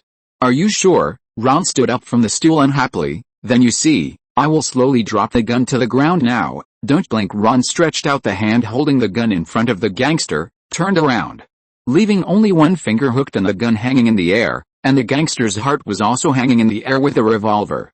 He stared at Ron's gun without blinking. "Yes, that's it, put it down. Quick." "No problem." Ron loosened his fingers, and the gun that pulled the gangster's heartstrings began to fall from his hand. The gangster's face was getting more and more happy, but just when he focused all his attention on the gun falling in the air, Ron quickly stretched his other hand to his waist. Just like the bullet time in the Matrix, it was the same now. The gangster's face was still happy, and Ron, like a magic trick, conjured a gun with his other hand and shot at his gun hand with a bang. The bandit's right wrist was shot off, and Dana's face was splashed with blood. She also screamed, her voice several degrees higher than the bandit's, and she suppressed the bandit's voice. For a moment, it was hard to tell who was shot. But the bandit was a bandit. Even in this unfavorable situation, he still sensibly shrank behind Dana to avoid Ron's second shot. This professionalism made even Ron applaud. But this was only temporary. When Ron was looking for the angle to fire the second shot, the other party also moved. The bandit suddenly pushed Dana with his remaining intact left hand. Just when Dana blocked Ron's pistol shooting line, the bandit had already taken out a grenade from his waist. It was the M67 delayed killing grenade commonly used by the US military. He bit off the safety with his mouth and hugged Ron and Dana. "Allahu Akbar, QNMD. Are you trying to play the human bomb trick with me?" Ron's eyes condensed, and he grabbed Dana's face, who was rushing into his arms. Dana felt that her whole face was deformed by Ron's grabbing. When she opened her eyes again, she found that she was inexplicably behind Ron. And Ron, who had no visual barrier, aimed at a super close target less than 5 meters away, and he could shoot wherever he pointed. Bang! With a shot, Ron shot off the bandit's other hand. The bandit's hand holding the grenade loosened weakly, and Ron took 2 steps at a time and immediately caught the grenade in midair when it just loosened. He didn't do it once and for all. In the bandit's horrified eyes, he actually pulled open his pants in a very obscene way and stuffed the grenade into the middle of his crotch. Ron said his final goodbye to the bandit in fluent Beijing dialect, and only 1.5 seconds had passed. The gangster frantically tried to use his crippled hands to take out the explosives from his clothes. Even if he was going to see God, he didn't want to see God without a part, but his weak hands doomed his actions to be in vain. Moreover, Ron couldn't let him get the grenade, so he kicked him in the stomach, and with a reaction force, he picked up Dana, who was still stunned, and rolled on the ground, rolled out of the apartment, and hid behind the wall. When he finished all this, just 4 seconds had passed. Boom! A ball of fire exploded in the pants of the gangster, who fell to the ground, and completely engulfed him in his terrified eyes. Ron, you were sitting next to me and wanted to watch the show. Tell me, are you not going to save me? As soon as Dana was rescued, she pinched her waist and angrily asked Ron for the crime, like an angry hen. Come on, which eye of yours saw that I wasn't going to save you? That was to paralyze the enemy, understand? Ron stood up. And with his height advantage, he easily got a commanding perspective. Dana yelled at Ron, waving her fists in front of her, if I couldn't beat you, I would have killed you long ago, bastard. I don't care about you, I want to go home. If nothing else, you should go back too. It's really not fun to be with you. But Dana just took a step and was stopped by Ron. Hey. What else do you want to do? Dana said unhappily. Are you sure you want to go back now? Ron asked with a mysterious smile on his face, and the smile made Dana more and more unhappy. What's it to you? What's wrong with me going back to my own home? Do you need me to remind you that your home has just experienced an explosion, so it may be a bit messy? Ron thought for a moment and said with a smirk, also, for the safety of both of us, I stuffed a grenade into the unspeakable place of that gangster and detonated it. Given the fragility of that part, I seriously suspect that your home will be blown up everywhere, so you. Before Ron finished speaking, the upright Dana had already shaken off Ron's hand and walked in by herself. The result was, another scream that was enough to alarm the entire apartment building almost pierced Ron's eardrums, and even shook a piece of meat stuck on the top of the door off and landed on Dana's head. Ron, Dana said pitifully in a trembling voice, tell me quickly, it's bird shit that fell on me. Oh, what a pity. Ron sighed with a smile, although the thing is similar to bird shit, how could there be bird shit in the house? I think you must have been blown up by a grenade? That must be it. Well, Ron was lying to Dana, of course, but that didn't mean the thing on her head was any better than shit. In fact, Ron didn't expect that the organ at the center of the explosion could fly so far intact. Dana screamed 3 times in a row, and slapped the thing off her head. She didn't even have the courage to take a look. She rushed to the utility room at the end of the corridor and flushed her head against the water pipe for a long time before stopping.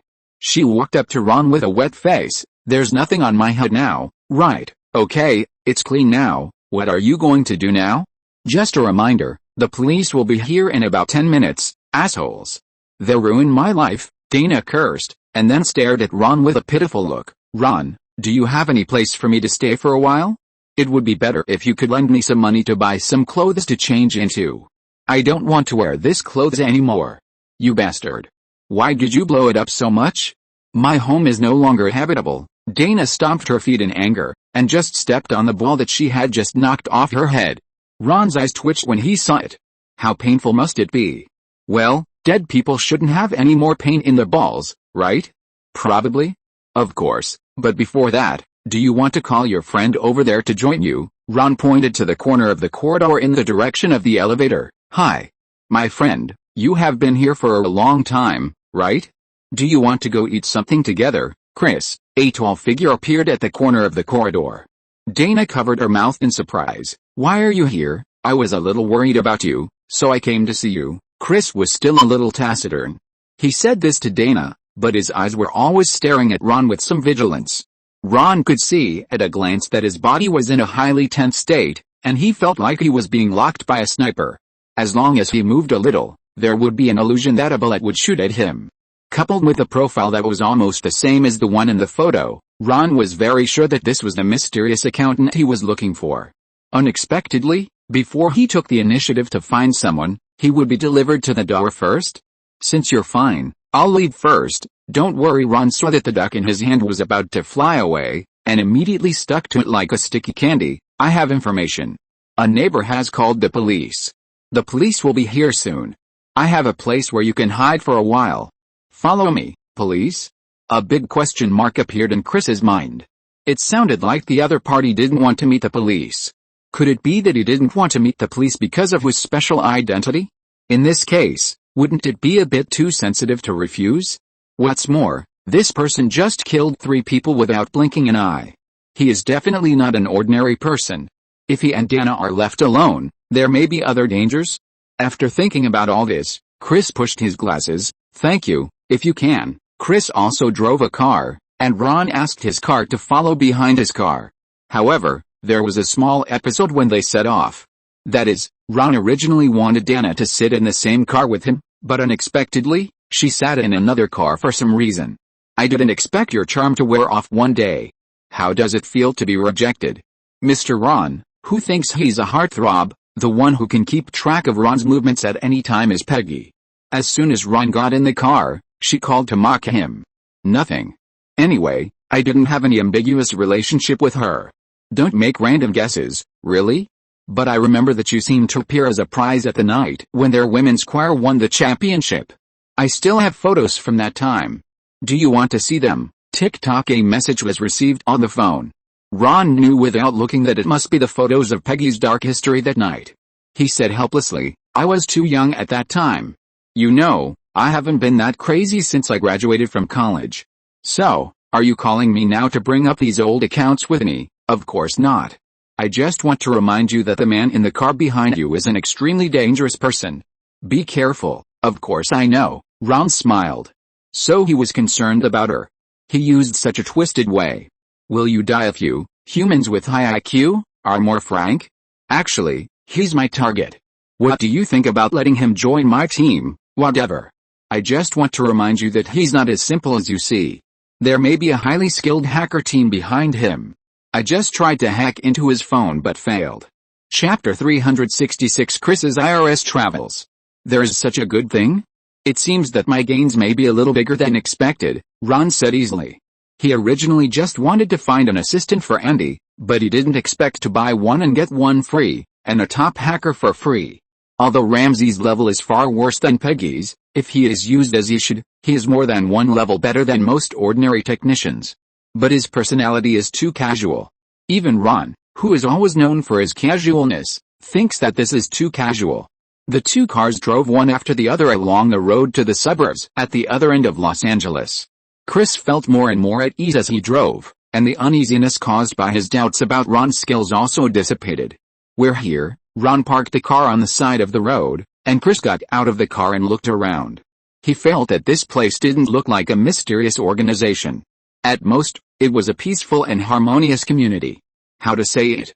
This place looks like a safe haven next to a busy city. In a quiet community, in an old antique shop, an Asian couple was dusting old things and waving at Ron. They were harmless, just like other Asians Chris had seen before. Because they had passed the hotel, the restaurant next door was temporarily closed. A kind and gentle old man was sitting on a chair at the door holding a book, and seemed to be telling a story to the child next to him. The picture made him feel extremely comfortable. I thought that should be the old man's grandson, right? That's great. If it weren't for the accident, my father should still be alive now, and he would probably tell stories to his children like this, right? But maybe it's my younger brother's child. No matter how I look at it, my younger brother seems to be getting married earlier. In the distance, a bald mechanic was repairing a couple's pickup truck. Several old men were standing next to the car, commenting on the mechanic's craftsmanship, and seemed to be discussing which rocket launcher or heavy machine gun was better installed on the car. What a peaceful place, Chris sighed, and was about to follow Ron forward when he suddenly felt something was wrong. Wait. What did I just see? A heavy machine gun? And a rocket launcher? Whose neighborhood would have such a thing? Chris's muscles tensed up again. Before he could say anything, Ron knocked on the pot on Dana's head in a funny way. Hey. How long are you going to keep this thing? Do you know you look funny like this? The pot on Dana's head had not been taken off yet. It made a banging sound when Ron knocked on it. She grabbed the handle and put it on her head again in dissatisfaction. I almost got shot in the head just now. And such a disgusting thing fell on my head. I won't take it off all day today. Okay, whatever you want. Ron knocked on Dana's head twice indifferently, making her stamp her feet, but her eyes had already glanced at Chris. How is it? What do you think of my place? I promise that as long as you stay here, no one can take you out of this place. What makes you so sure? If the police can't do it, what about the FBI? Chris was sweating nervously. She seriously suspected that she had come to some extraordinary place. Her body was as tense as a cheetah ready to hunt at any time. She answered calmly, but our body was ready to attack at any time. He had already started planning his escape route. It was obvious that the bald mechanic was not a good person. Coupled with the British bald man standing next to him, this road was basically blocked. The alley next to the antique shop didn't look good either. Although the Asian couple didn't look lethal, the short fat man in the shop had rich military experience. So the best route should be the grandparents and grandchildren at the door of the restaurant, an old man and a child. If we break through from here, it should be the best choice, right? Even the FBI can't do that.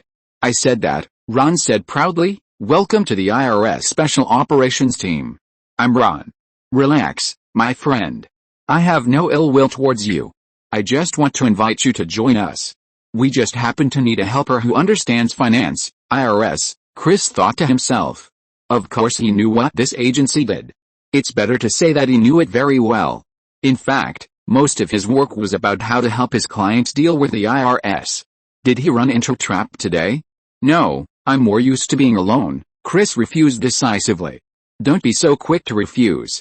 Why don't you listen to the conditions first? Ron stood in front of Chris with full confidence. First of all, I can give you an identity, an innocent identity, so that you don't have to hide every day. As for what you did before, I will write off your file. Secondly, I will give you a job with a good salary. Of course, this good salary refers to the salary compared to ordinary people's jobs. It will definitely be a little worse than what you are doing now, but the good thing is that I don't mind you taking some private work occasionally. Really? Chris stopped his hand that was originally reaching for the car door. It must be said that the two conditions proposed by Ron were very tempting to him, but he still wanted to continue listening. Then what? You only said two. I guess there will be a third one. Finally, I will help you solve your current troubles. You don't think that if you escape with a silly girl, the other party will let it go, right? Of course I know, but I will handle it myself and will never drag others down. When he said this, Chris looked at Anna deeply. There was regret, attachment and reluctance in that look. Ron knew there was a way. He pulled Dana over to face Chris. What if I add one more condition, that you work for me and give me a girlfriend? What? Dana's face quickly turned red, visibly. Don't talk nonsense. Ron. We just met and haven't. Come on, silly girl. How long are you going to be stupid? Ron curled his lips. If he also sees you as a friend, will he come to rescue people at the first time regardless of the consequences? For this kind of job that lives in the shadows, I think the first choice when encountering such an emergency should be to quickly change your identity and transfer. Right. Chris stared at Ron without saying a word. Ron didn't rush to ask, just looked at him. After a long time, Chris finally said, okay, I agree. Congratulations on making a wise decision. Chapter 367 Eliminating Hidden Dangers. Okay, the surveillance footage has been connected. Do you need to adjust it? A little more to the left, boss. The sentries outside have been deployed. Do you need to check again? At the lakeside villa at Life Robot CEO Silverberg, all the servants were dismissed and a group of fully armed mercenaries were stationed in, making his originally magnificent home look like a bunker ready for war, with fire points and weapons everywhere. Is it really necessary to make such a big fuss? You should go to investigate his home, the CEO complained dissatisfiedly. Really? I have to listen to you on how you think we should deal with it? The mercenary leader walked past him sarcastically. Yes, I like others to tell me how to do things the most. I remember I suggested that you go abroad for asylum, but you refused. He's just an accountant. The president's dissatisfaction broke out at this moment. He's not an assassin. There's no need for so many people to deal with him. You just need to send a few people to shoot him a few times, and he will die, and he can't die again. Listen, you damn rich man. At this point, the mercenary leader also put down all his politeness. I did what you said before. What happened? I lost 6 of my best men. So this time, listen to me, and just as they were arguing, a gunshot rang out, tearing the tranquility of the night. It's the East, Ike's place. The leader quickly picked up the walkie-talkie. Ike, are you okay there? However, there was no response from the walkie-talkie. There was no doubt that the man named Ike was dead. Outside the villa, Ron admired the figure moving through the bushes with night vision goggles and exclaimed, Hank, you should see this. We are both snipers, but he can snipe at a target 1 kilometer away at night. What about you? You can only bombard the target with a grenade launcher. You don't have any artistic sense at all. I don't understand why the difference in sniping skills between the two snipers is so big. Hank felt that he had a word in his heart, but he didn't know whether to say it properly. Listen, is this human language? At first, I used the silent sniper rifle well, but you suddenly threw a big one at me and told me that all the previous sniping methods were crooked. Now I see that he is playing long-range sniping well, and you think my level is too poor. Why do you always think you are right? Forget it, Hank sighed in his heart. Who made him receive a salary from others? Whatever you say is right, okay? While Hank was thinking, Chris had successfully avoided the search of the sentry and successfully hid in the grass next to him. When the sentry passed by, he suddenly grabbed his foot and lifted him up. The sentry fell to the ground with a thump. Chris, who had been prepared, tied him up neatly, then quickly picked up the gun he dropped on the ground and shot at the sentry who stood up in the other direction. Bang! Bang! The first bullet missed, and Chris quickly made up the second bullet, and the figure on the opposite side fell to the ground. The trajectory is a bit to the left. You should consider using bullets with better ballistic coefficients, Chris said disdainfully. Tell me the layout of the house, the entrances and exits, corridors, rooms, and obstructions. Tell me quickly. Chris threw down his rifle, put his Barrett on his back, and turned to screw the silencer on the pistol and pointed it at the captured mercenary. Boss, should we set off? Hank suggested to Ron. It's me, not us. Chris has made enough noise now. Attention should be drawn to that place. You help me keep an eye on the firepower point upstairs. I'll go there by myself, Ron said, patted Hank's shoulder, and lurked towards the villa along the forest path. This time, he only brought Hank and Chris. In addition to attracting less attention, the main purpose was to see how strong this newcomer was. Unexpectedly, the other party gave him a big surprise at the beginning. Precision sniping within a kilometer range, this level can be ranked among the top snipers in the armies of all countries. I didn't expect that. I really picked up a treasure. What a joke. Do you really think that you only like to bombard with heavy firepower? That's the way of barbarians. If Hank's level is not really good, I won't resort to this desperate measure, right? And the appearance of Chris really made up for the shortcomings of Ron's team. Now he finally has a top sniper, Hank. Then what am I? In the villa, there was silence after the first gunshot. Under the order of the leader, a black mercenary slowly poked his head out from behind the window, intending to take a look at the situation outside. But he didn't expect that as soon as he stuck his head out of the wall, with a bang, his whole HUD was blown up. It's Barrett. Everyone be careful. Get down. Get down quickly, the leader hurriedly reminded, but his reminder was a step too late. After the first black man's head was blown up, another mercenary who was close to the window also had his head blown up. And the gunshots continuing along the windows and walls, shooting at the people in the house. Yes, you heard it right, it was a sweep. Don't be fooled by the Barrett in some stupid game. In fact, only more than 200 bolt-action Barrett sniper rifles were produced, and most models of Barrett sniper rifles are semi-automatic models. In other words, they can fire continuously at the target like AK. In front of the Barrett sniper rifle using 12.7 machine gun bullets, the walls of the villa were like paper. Every shot would open a big hole in the gun, suppressing the mercenaries in the house and pressing themselves to the ground, not daring to raise their heads. Well done, Ron praised in his heart, and immediately took advantage of the gap in Chris's firepower in front of him to stand up from the grass and run towards the villa. When the magazine of 10 bullets was finished, Ron just finished outside the villa and stood close to the corner of the wall. When the footsteps just turned the corner, he immediately rushed over, covered his mouth with one hand, and used a dagger to scratch the mercenary's neck with the other hand, and solved one without making any sound. 4 people go to the front door and attack him. You, take your friends over. I'll be responsible for monitoring here. The leader drove away the mercenaries on the monitoring seat, sent a 4-man team to go with him, and sat on the monitoring seat himself. Wait? He seems to have helpers. The leader was horrified to find that at some point, several cameras at the back of the villa were completely dark, and were obviously destroyed. 5 more people, go to the back and check, be careful. Chapter 368 Brothers recognize each other. The mercenary leader sent out the first 4-man team to take advantage of the gap between Barrett's firing.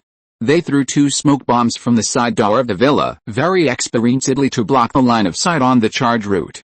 One of the leaders gestured to his teammates, 1, 2, 3, go. The two attacking teams in front and behind immediately rushed out under the cover of the smoke, but someone was one step faster than them. As soon as he found the figure in the smoke, Chris immediately threw away his sniper rifle, replaced it with the rifle he had just snatched, and fired at the smoke. He immediately killed one of the mercenaries. "Disperse," the leader shouted loudly, and the three obedient people immediately avoided the gunfire and dispersed to both sides. Two people rushed into the bushes on the roadside, and the remaining one rolled on the ground and rolled behind the car next to him.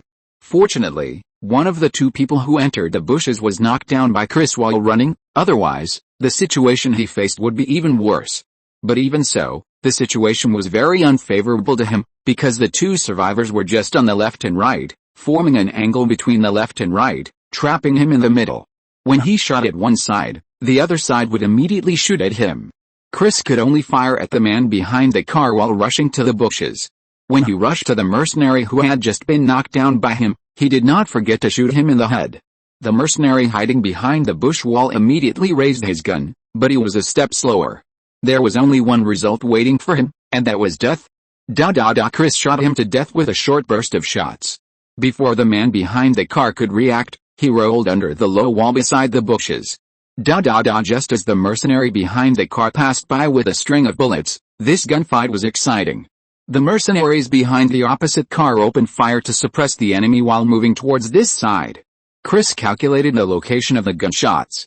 When the mercenaries just walked to the low wall, he suddenly pulled up the gun of the dead mercenary next to him, stepped hard on the low wall with his feet, raised the gun, and aimed the muzzle at the mercenary who was looking down. Another 3-point shot, 2 bullets in the chest, and 1 bullet in the middle of the eyebrows. At this point, the team sent by the mercenaries to the front door was wiped out by him alone. At the back door, Ron's situation was more dangerous than Chris's, because there were 5 people here. Moreover, Ron's action of killing the mercenaries at the back door with his bare hands was not without any sound. The faint sound became particularly harsh in this quiet night, and they immediately captured the location. The leading mercenary waved his hand, and the 5 people divided into 2 teams and came to Ron from different directions. Ron simply used his elbow to hit the glass wall hard, smashing the glass wall, and directly broke through the wall from the outside to enter the villa. Quick! He's inside. 2 teams, 1 team went through the door, and the other team went in through the glass wall that Ron had knocked open. But just as they entered the villa, there was a sudden twist on the grass outside the villa, and a figure stood up from the grass and immediately jumped to the side. As he jumped, a burst of fire lit up inside the glass wall. The 3 mercenaries who had just entered were blown up. Boom! The 3 people were knocked to the ground by the explosion, and Ron immediately flashed back from the side and shot each of the 3 people. It turned out that Ron had just smashed the glass wall to create an illusion that he had entered, but he did not go in. He just threw a grenade in, and took out a ghillie suit from the system space and put it on himself, making it look like he was integrated with the grass. Because the gunfire from the front door was too dense, the mercenaries wanted to quickly deal with the intruders at the back door and go to the front door for support, so they rushed over quickly after hearing the noise and fell into Ron's trap. The grenade's delayed fuse was 4 seconds, and it took them 3.5 seconds to enter the glass wall, just standing in the range of the grenade's explosion. After the explosion, the remaining 2 mercenaries who came in from the other side also arrived at the corridor inside the glass wall. Before they had time to check what the explosion was, Ron raised his hand and shot them with 2 shots. Tisk, just a bunch of garbage. At this point, the front and back doors of the villa were lost at the same time, and the mercenaries in the villa also lost their reliable guys, leaving only the owner of the villa, Silverberg, and the mercenary leader himself. Listen, everyone inside, you have been surrounded. Surrender immediately if you are smart. I promise to give you a decent death. Before coming, Ron had already seen how many people were in the villa through the surveillance. Now he counted that there was only 1 leader left except for an old man. This time I really had the advantage. At that moment, he shouted at the inside without hesitation. Oh my God, what should I do? You will protect me, right? Silverberg shook the mercenary leader's body as if he was grabbing the last straw. Regardless of the fact that the other party did not respond at all, he sat in a chair in front of the monitor like an idiot. Chris? Is that you? The mercenary leader suddenly stood up, and he remembered his long-lost brother. Wait, if it was his brother, then the voice just now seemed wrong? Well, maybe it was his friend? The mercenary leader threw away the weapon in his hand. "Chris, I know you are here. Come out, what's going on?" Silverberg felt something was wrong. How come the mercenaries he hired seemed to be in cahoots with the people outside? In the camera shot of the villa corridor, two figures appeared in the darkness. One was Ron, and the other was Chris, who was just called by the mercenary leader. "Are you familiar with each other? Otherwise, I'll give you some time to catch up, and then tell me what happened later." "Thank you." Chris pursed his lips and nodded, then turned to look at the mercenary leader. "Long time no see, Braxton, FXXK. You damn liars. You have already discussed it, right?" Silverberg was going crazy. "Damn it. Damn mercenaries, you are simply..." Before Silverberg finished speaking, Ron grabbed the collar and pushed him against the wall like a chicken. "Listen, the rest of the matter is between them. I suggest that we better not disturb them. Let's talk about our things, how about it, between us?" "Who are you?" Silverberg looked at the man in front of him in fear. Ron did not answer directly, but took out a rope from his waist. And regardless of his struggle, tied him up like a dumpling and threw him against the wall. After doing all this, he spoke again. "IRS, I want to ask you if you have paid taxes on the illegal gains you have obtained through falsifying profits over the years. Of course, I know you will definitely not tell me the truth at the beginning, so I plan to give you a few chances." Ron found a big hammer found in the toolbox, tore a piece of napkin, covered his eyes, and raised the hammer with both hands. "Now I will swing the hammer, and you will have a chance to answer every time you hide it. As long as you are here, I will smash your head like a rotten watermelon. Tell me the truth about your gains before, and I promise to give you a chance to spend the rest of your life in Shawshank prison. How about it?" In the darkness, Ron's kind smile was like a devil, which made Silverberg deeply afraid. Chapter 369 Howard's Bachelor Party. Facts have proved that all reactionary capitalists are paper tigers. Silverberg, who always seemed invincible in the media, fainted before Ron hit him with a hammer for the first time. So Ron had to splash water on him to wake him up, but this time he answered very straightforwardly. Before Ron could swing the hammer, he exposed all the tax evasion he had done over the years through various means. As expected, the great man was right. The bourgeoisie is naturally weak. Ron added more than $70 million in tax revenue to his year-end performance with almost no effort. According to the new agreement with the president, this time, it can intercept 70% of the funds and become department funds. In other words, Ron's special operations team has increased by more than $50 million. "Hey, guys," Rajesh knocked on the table, pulling Ron's thoughts back to reality from the aftertaste. He was now sitting in the cafeteria of Caltech with the science geeks. "I think it's time for us to discuss Howard's bachelor party. I spent the whole afternoon researching all the information about pole dancers in Los Angeles. One of them told me that if we don't care about the age or disability of the performer, the price will definitely satisfy us. Howard, what do you think?" Rajesh looked at Howard obscenely. She wanted to make a big fuss during Howard's bachelor party. Howard and Bernadette were engaged and planned to hold their wedding soon. According to traditional European and American customs, the bachelor party was their last crazy time. Hey, Ron interrupted in dissatisfaction. "Rajesh, what are you kidding? This moment is a sacred bachelor party. Are you going to let Howard watch a 40-year-old one-eyed or legless pole dancer posing on the stage at his own bachelor party? Shame on you. Then what good idea do you have? If you ask me, if we are going to hold a bachelor party, we will hold the best bachelor party and invite the best pole dancers in Los Angeles. Don't worry, I will pay for it." Ron patted his chest generously and said that with a new income from Life Robotics, Ron's pockets are now bulging, and it is easy for him to bear the expenses of several dancing artists. Of course, Ron is not so generous to everyone. Howard, as the most hands-on scientist in the four-member group, is now the most important part of Ron's equipment system. Ron also hopes that he can develop more high-tech equipment for himself.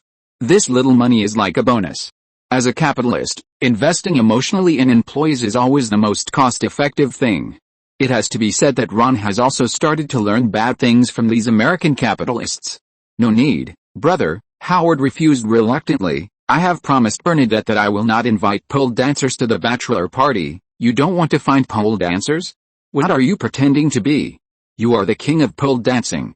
A pole dancing club in the north of Hollywood even named a pole after you," Rajesh said in confusion. He and Howard are best friends. They have done countless crazy things, so he is most puzzled by Howard's change of evil. How should I put it? I am no longer interested in that thing. Not bad, Howard, I am really proud of you, but you are the first one among us to get married, so you have to do something special, right? Leonard also joined the discussion and persuaded. Or how about we have a yacht party? Ron, who is now wealthy, suggested confidently. My special operations team has a very beautiful yacht that I can lend to you for the party. I promise that as long as we shout at the beach, there will be countless beauties in swimsuits willing to go out to sea with us to have some crazy time. Howard was very tempted, but after thinking about it, he refused. If they really went to the sea, on a yacht, how stupid would Bernadette have to be to not know what he had done? Then how about we go to Napa Valley? Rajesh came up with another plan when his plan failed. There is a wine tasting train there. At this time of year, the scenery there is very beautiful. The train passes through the vineyards, the aroma of wine overflows, and the flowers all over the mountains compete for beauty. It is simply a paradise on earth. Look, it's only been 30 seconds, and our topic has changed from playing with women to being a woman. Rajesh, if you keep going like this, you will not be able to find a girlfriend. Ron sighed disappointedly. Why don't we ask the host in the queue? Howard, how are you going to spend it? I think it's enough for a few relatives and friends to get together for a meal and chat. What do you think? What a boring idea. It's just your bachelor party. You have the final say. Ron nodded, and the topic of the bachelor party ended. On the day of the party, Ron, Leonard and Sheldon went to the hotel booked by Raj. Leonard, I remember that you seem to have just reunited with Penny recently. How could you bear to leave Penny? Ron asked curiously. Just like all European and American men love bachelor parties, women certainly know what will happen at this party. Ron is very curious about how Leonard could bear to part with his goddess. I told her directly that I would attend Howard's bachelor party tonight, and she asked me to come. That's right. Ron took a sip of wine, not to mention that there is no way there will be a pole dancer at today's party. Even if there is, and she is already lying on your bed, at most you will help her son with his homework. It is impossible to do anything extra. You are a typical person who has a dirty mind but no guts. Hey. I occasionally do some crazy things, Leonard said dissatisfiedly. Crazy things? Then tell me one. Oh hi. The protagonist of the party is here. Leonard hesitated for a long time but couldn't say anything. Fortunately, Howard's timely arrival saved him and quickly changed the subject. Ron pulled up Sheldon, who was a little dizzy from drinking whiskey, and sang and sat down according to the convention. After toasting one by one, it was finally Rajesh's turn, and everyone was a little drunk at this time. Rajesh, in particular, stood up shakily and said, "Finally, it's my turn to be the best man. When I first came to the United States, I didn't know how to treat people, how to dress, or what was cool. I was very lonely at that time. But when I met Howard, my life changed a lot in an instant. The scene became gay." Chapter 370 Howard's Great Crisis. Because of this man, we can be lonely together. He has become my whole world. Rajesh's gay talk became endless immediately. Ron took a sip of wine. If there were no dancing artists to watch, it would be nice to listen to Rajesh's gay talk show. Unexpectedly, the situation took a sharp turn and quickly slipped in another direction. We have spent many wonderful times together, such as the time we went camping, stayed up all night, and shared each other's secrets. I told him that I love pedicures, and he told me that his first time was with his cousin. That's a very distant relative, Howard shouted anxiously, and everyone just laughed. What's more frightening is that Rajesh hasn't finished his words yet. He is still talking.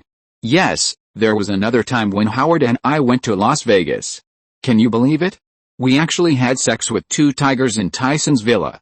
Can you believe it?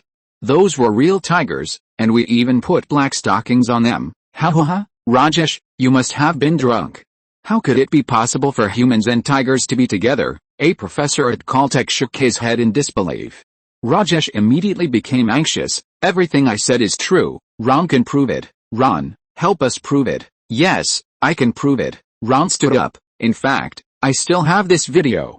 I'll post it on the Twitter group. You can take a look. Everyone took out their mobile phones, and sure enough, Rajesh was not lying. What he said was true. In the video sent by Ron, Rajesh and Howard were standing behind a tiger, each laughing wildly and twisting around, while Ron was in front of the 2 tigers, pressing their heads. The guests couldn't help but exclaim in unison.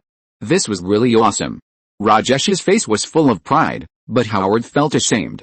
If possible, he just wanted to cover Rajesh's mouth. "Okay, brother, that's enough, sit down," but Howard pulled twice and failed.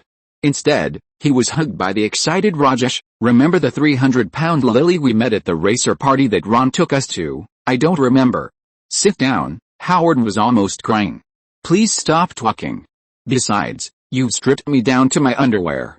But Rajesh didn't realize the plea for help in his eyes, but became even more proud. "That was the only XX experience in my life, and I am proud to say that I did it with a man next to me. I beg you to shut up." Howard slid down to the chair helplessly. He had given up treatment, and Rajesh continued to talk about their glorious experience. "Don't get me wrong, I'm not saying that something happened between Howard and me. There's a fat girl weighing more than 300 pounds between us at the same time." What Howard didn't know was that the video of his bachelor party was being broadcast live on YouTube by a busybody at the same time, and it was immediately pushed to the top of the homepage. YouTube may become the biggest winner tonight. Bernadette, who was preparing for the wedding at home, was a little tired and planned to watch a video to relax. When she opened YouTube, she found this video on the homepage at first glance. "Bernadette, this looks like Rajesh." Penny came over and clicked it for her, while the next day, Ron was woken up from the sofa in a daze. He drank too much yesterday and only vaguely remembered that the scene seemed very happy. When he opened his eyes, he saw Howard's pitiful eyes. "Oh my God, the bachelor party is not over yet." Ron rubbed his head. "Where should we go next to continue the party?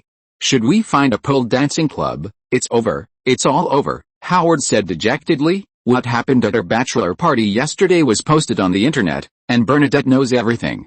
What should I do?" "I think I should drink some water first." Ron got up and walked to the refrigerator. Rajesh apologized guiltily. "Brother, I'm sorry, this is not your fault, it's mine. I did all those things, not you." Howard sat on the sofa dejectedly.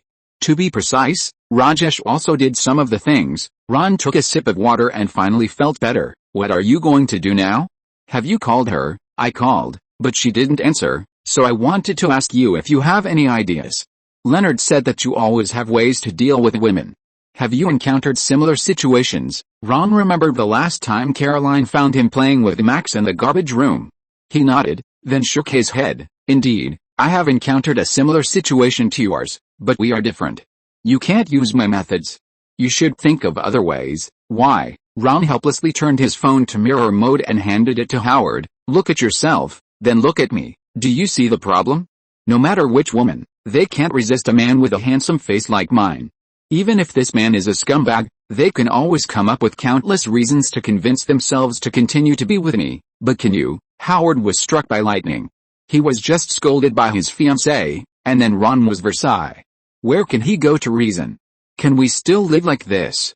"I don't know what to do next." Howard fell on the sofa under the double blow.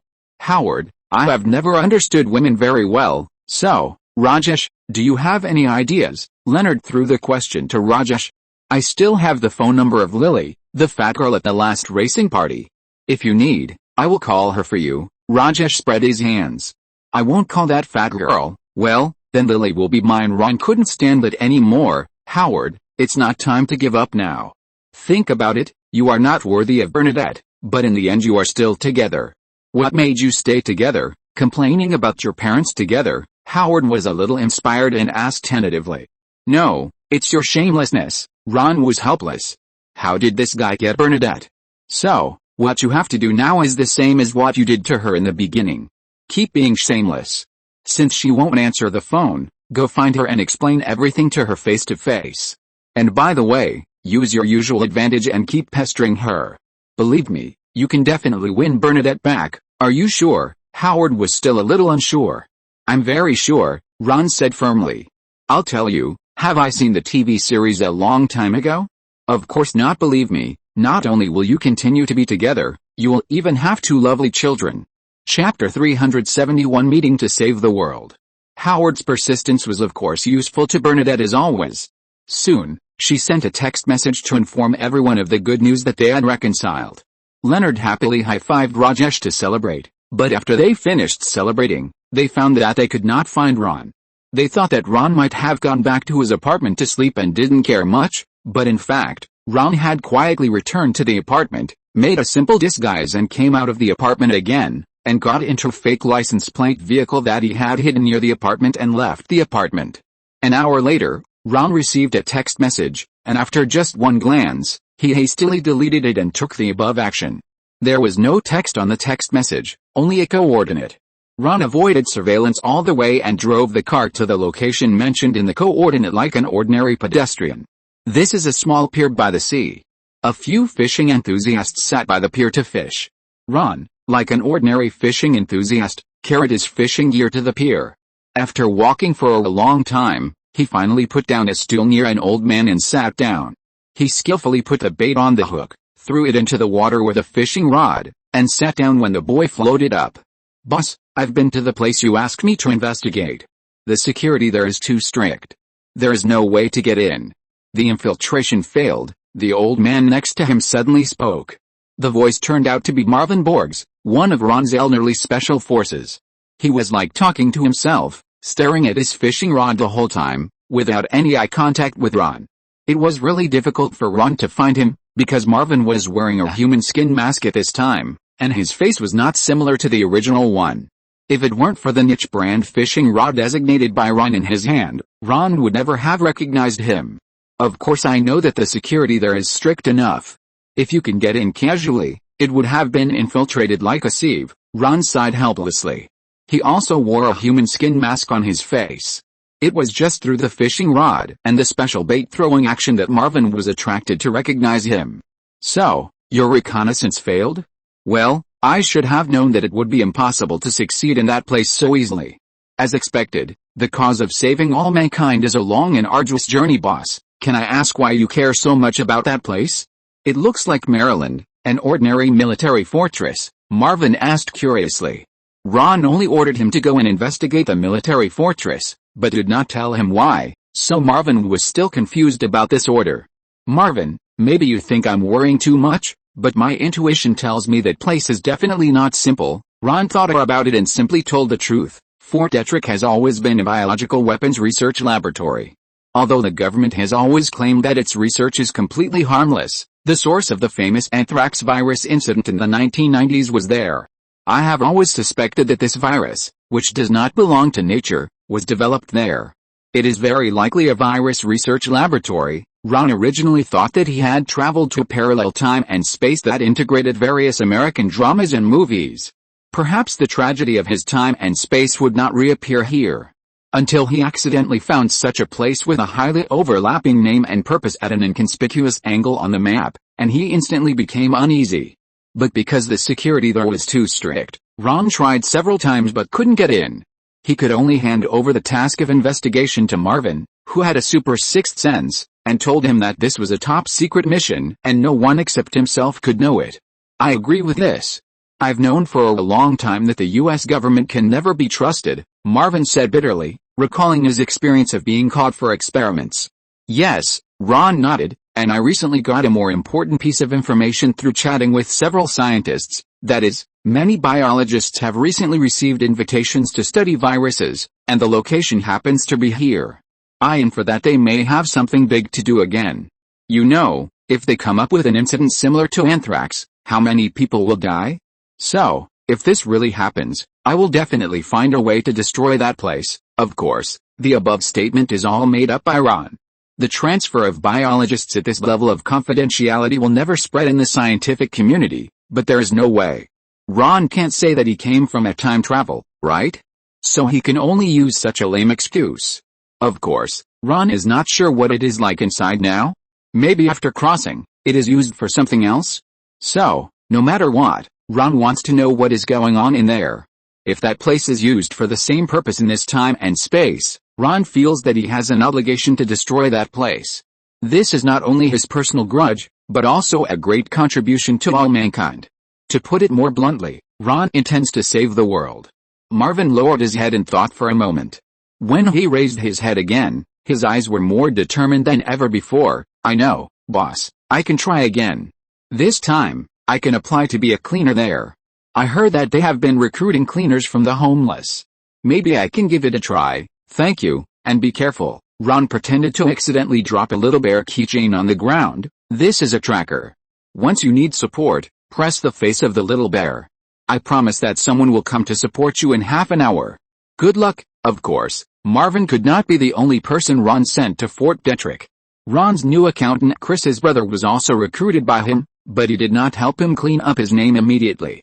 Instead, he let him continue to use his fake identity to lurk in Maryland as a mobile force, ready to provide support to Marvin at any time. The previous plan was to contact by radio, but what they didn't expect was that there was extremely strong radio interference nearby, so Ron had to ask Howard to do this for him. "Don't worry," Marvin stared at the keychain and continued to pretend to fish. "What an unlucky place, there's not a single fish here." Ron stood up and stretched, then immediately said in a voice that only the two of them could hear, "After I leave, you fish for another hour before leaving, and don't arouse any unnecessary suspicion." "Don't worry, Agent, I'm a professional," Marvin replied confidently.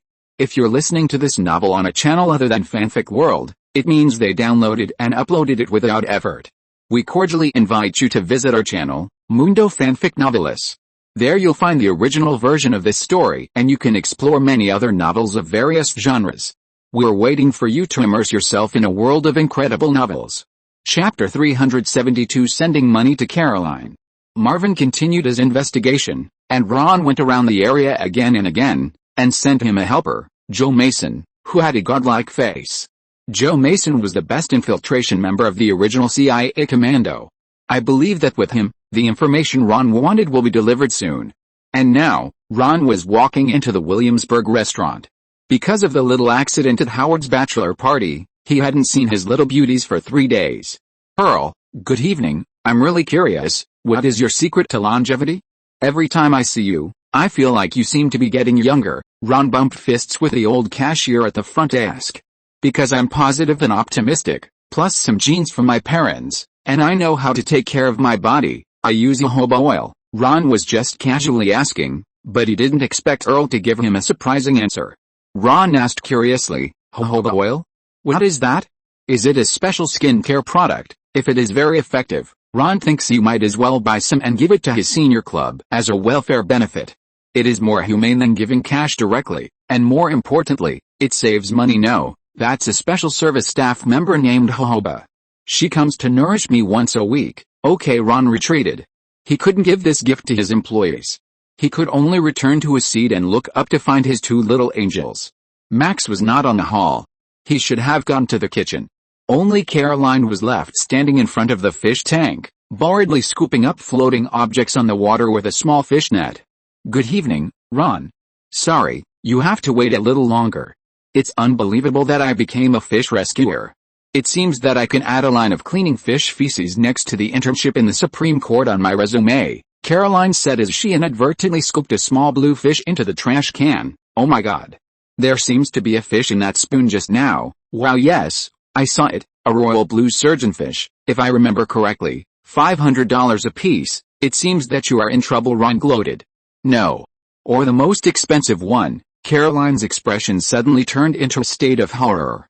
She resisted the nausea and reached her hand into the trash can. "Max just came back from the kitchen. Caroline, I thought you would not go through the trash can until you were 30. But Caroline didn't have time to listen to Max's ridicule now.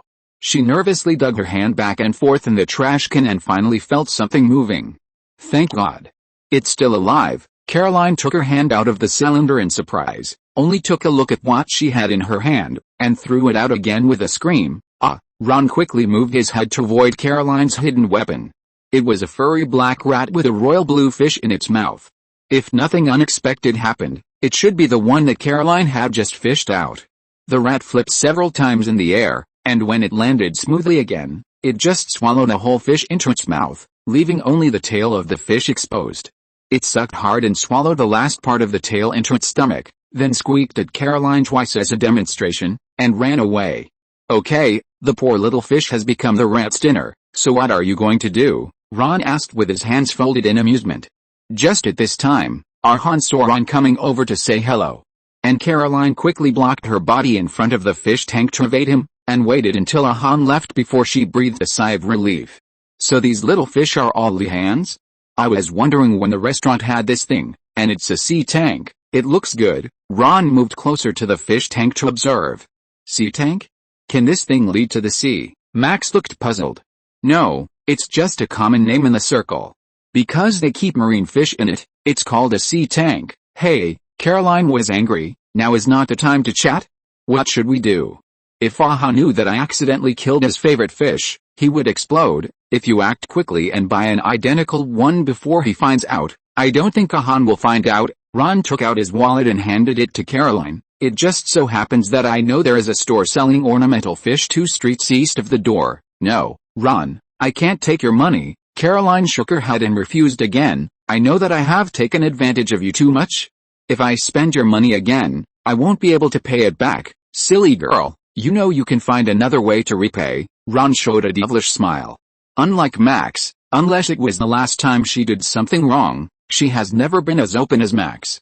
Although sometimes it feels good to be reluctant to accept, people will get tired of it after a long time. Caroline's face suddenly changed. Absolutely not this time. Ron knocked Caroline on the head. What are you thinking?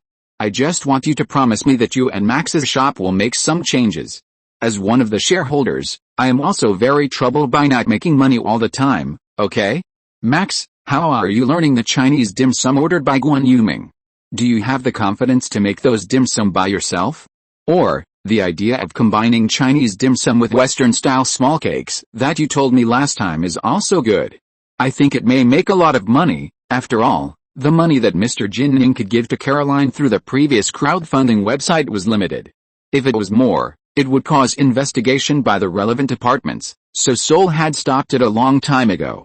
But after Ron deducted the taxes payable, there was still a large part of the money, and the money that had already reached Caroline was not even a fraction, so he could only think of other ways to send the money to Caroline. Originally, it was a good idea to go to the small cake shop to buy small cakes through different people, but it was still a bit far-fetched to transfer such a huge amount of funds. So Saul came up with a new plan, which was to let Max try something different with the cakes, use this as a selling point, first stir up public opinion, and then set up a shell company to finance Max's cake shop. The rest of the things can be left to the capitalists on Wall Street. According to Saul, he might be able to make some more money. Saul also introduced him to a financier named Jordan Belfort. Ron thought this was a very reliable thing. Sending Max to learn Chinese dim sum making from Guan Yuming was one of the preparations. Now he just had to wait for Caroline to nod. Have you discussed it? Caroline glanced at the expectant expression on Max's face and nodded helplessly. Okay, I agree. Chapter 373 Solving Troubles. Saul arranged the meeting with Jordan Belfort for the next week because he had something more important to do that week, which was Howard's wedding. However, the wedding was cancelled because of a phone call. OMG. OMG. OMG. Howard was like an ant on a hot pot, running around in front of Ron, making Ron unable to concentrate on reading the business plan Saul sent him. They actually moved up my launch date. Can you believe it? I'm going to go to space on a Russian rocket. Howard had been selected by NASA as a space engineer a long time ago, and the plan was to go to space together. However, not long ago, the rocket he was going to ride failed the pressure test and was aborted. Unexpectedly, in order to get him to space quickly, NASA actually went to Russia to borrow a rocket. This made the Jewish guy who was about to get married very anxious. Calm down, Howard, calm down. Ron put down the plan in his hand helplessly. If you are worried about the wedding, I believe Bernadette will understand you and agree to wait until you come back from space to get married. No. I am not worried about this problem. Well, I admit that I am actually afraid of going to space. I am worried that I can come back alive. That is a rocket made in the former Soviet era. Howard sat next to Ron weakly, looking so weak and helpless. Ron, do you have any way to prevent me from going to space? Of course. Ron pulled out the revolver and slapped it on the table. As long as you use this to shoot yourself in the leg, I promise that NASA will not force you to go to space. A gun finally made Howard shut up. Ron knew that Howard definitely did not have the courage to shoot himself in the leg. But before Ron took out the plan from under Howard's butt and read 2 pages, Leonard and Sheldon walked in at the same time, sat next to Ron with unhappy faces, and looked at him without saying a word. Sheldon, in particular, even sat in his own seat on the sofa where Ron was, pushed Ron to the side, and stared at him pitifully, just like the expression he had when he pooped in his pants when he was 1 year old. The most important thing is that Sheldon is much less cute now than when he was 6 years old. Okay, I know you are worried. Can you tell me what happened? Maybe I can do something. Ron could only put down the plan helplessly again. Sheldon spoke first. Ron, can I ask you a question about women? Didn't we buy you a book called Physiological Knowledge Encyclopedia last year? Isn't the content in it comprehensive enough? Ron asked in surprise. Sheldon is worried about women? Are you kidding? No, it's that Amy and I have some emotional problems. By the way, I have been having nightmares since I read that book. Penny and I have been having a bad time recently. Maybe this will make you feel better. Leonard patted Sheldon's arm comfortingly, but he glared back with disgust. Ron rolled his eyes. Okay, I am an emotional expert now. Come on, answer the three of you one by one, starting with the simplest one. Leonard, I just heard Penny complain about you guys. Leonard, who was called by Ron, sat up straight. I think Penny is right. It's really scary to suddenly propose during intense sex. Think about it, where would you hide the ring without any clothes? No matter where you hide it, I believe no woman would be willing to wear it immediately. Besides, Penny didn't break up with you because of this. I think it's a big improvement compared to the last time. Maybe you can wait until next time and try it in a more formal occasion. Okay, I'll try it next time, Leonard agreed sheepishly. He was actually a little happy when Ron reminded him. Ron shook his head. This man was so much of a dog licker that there was no hope.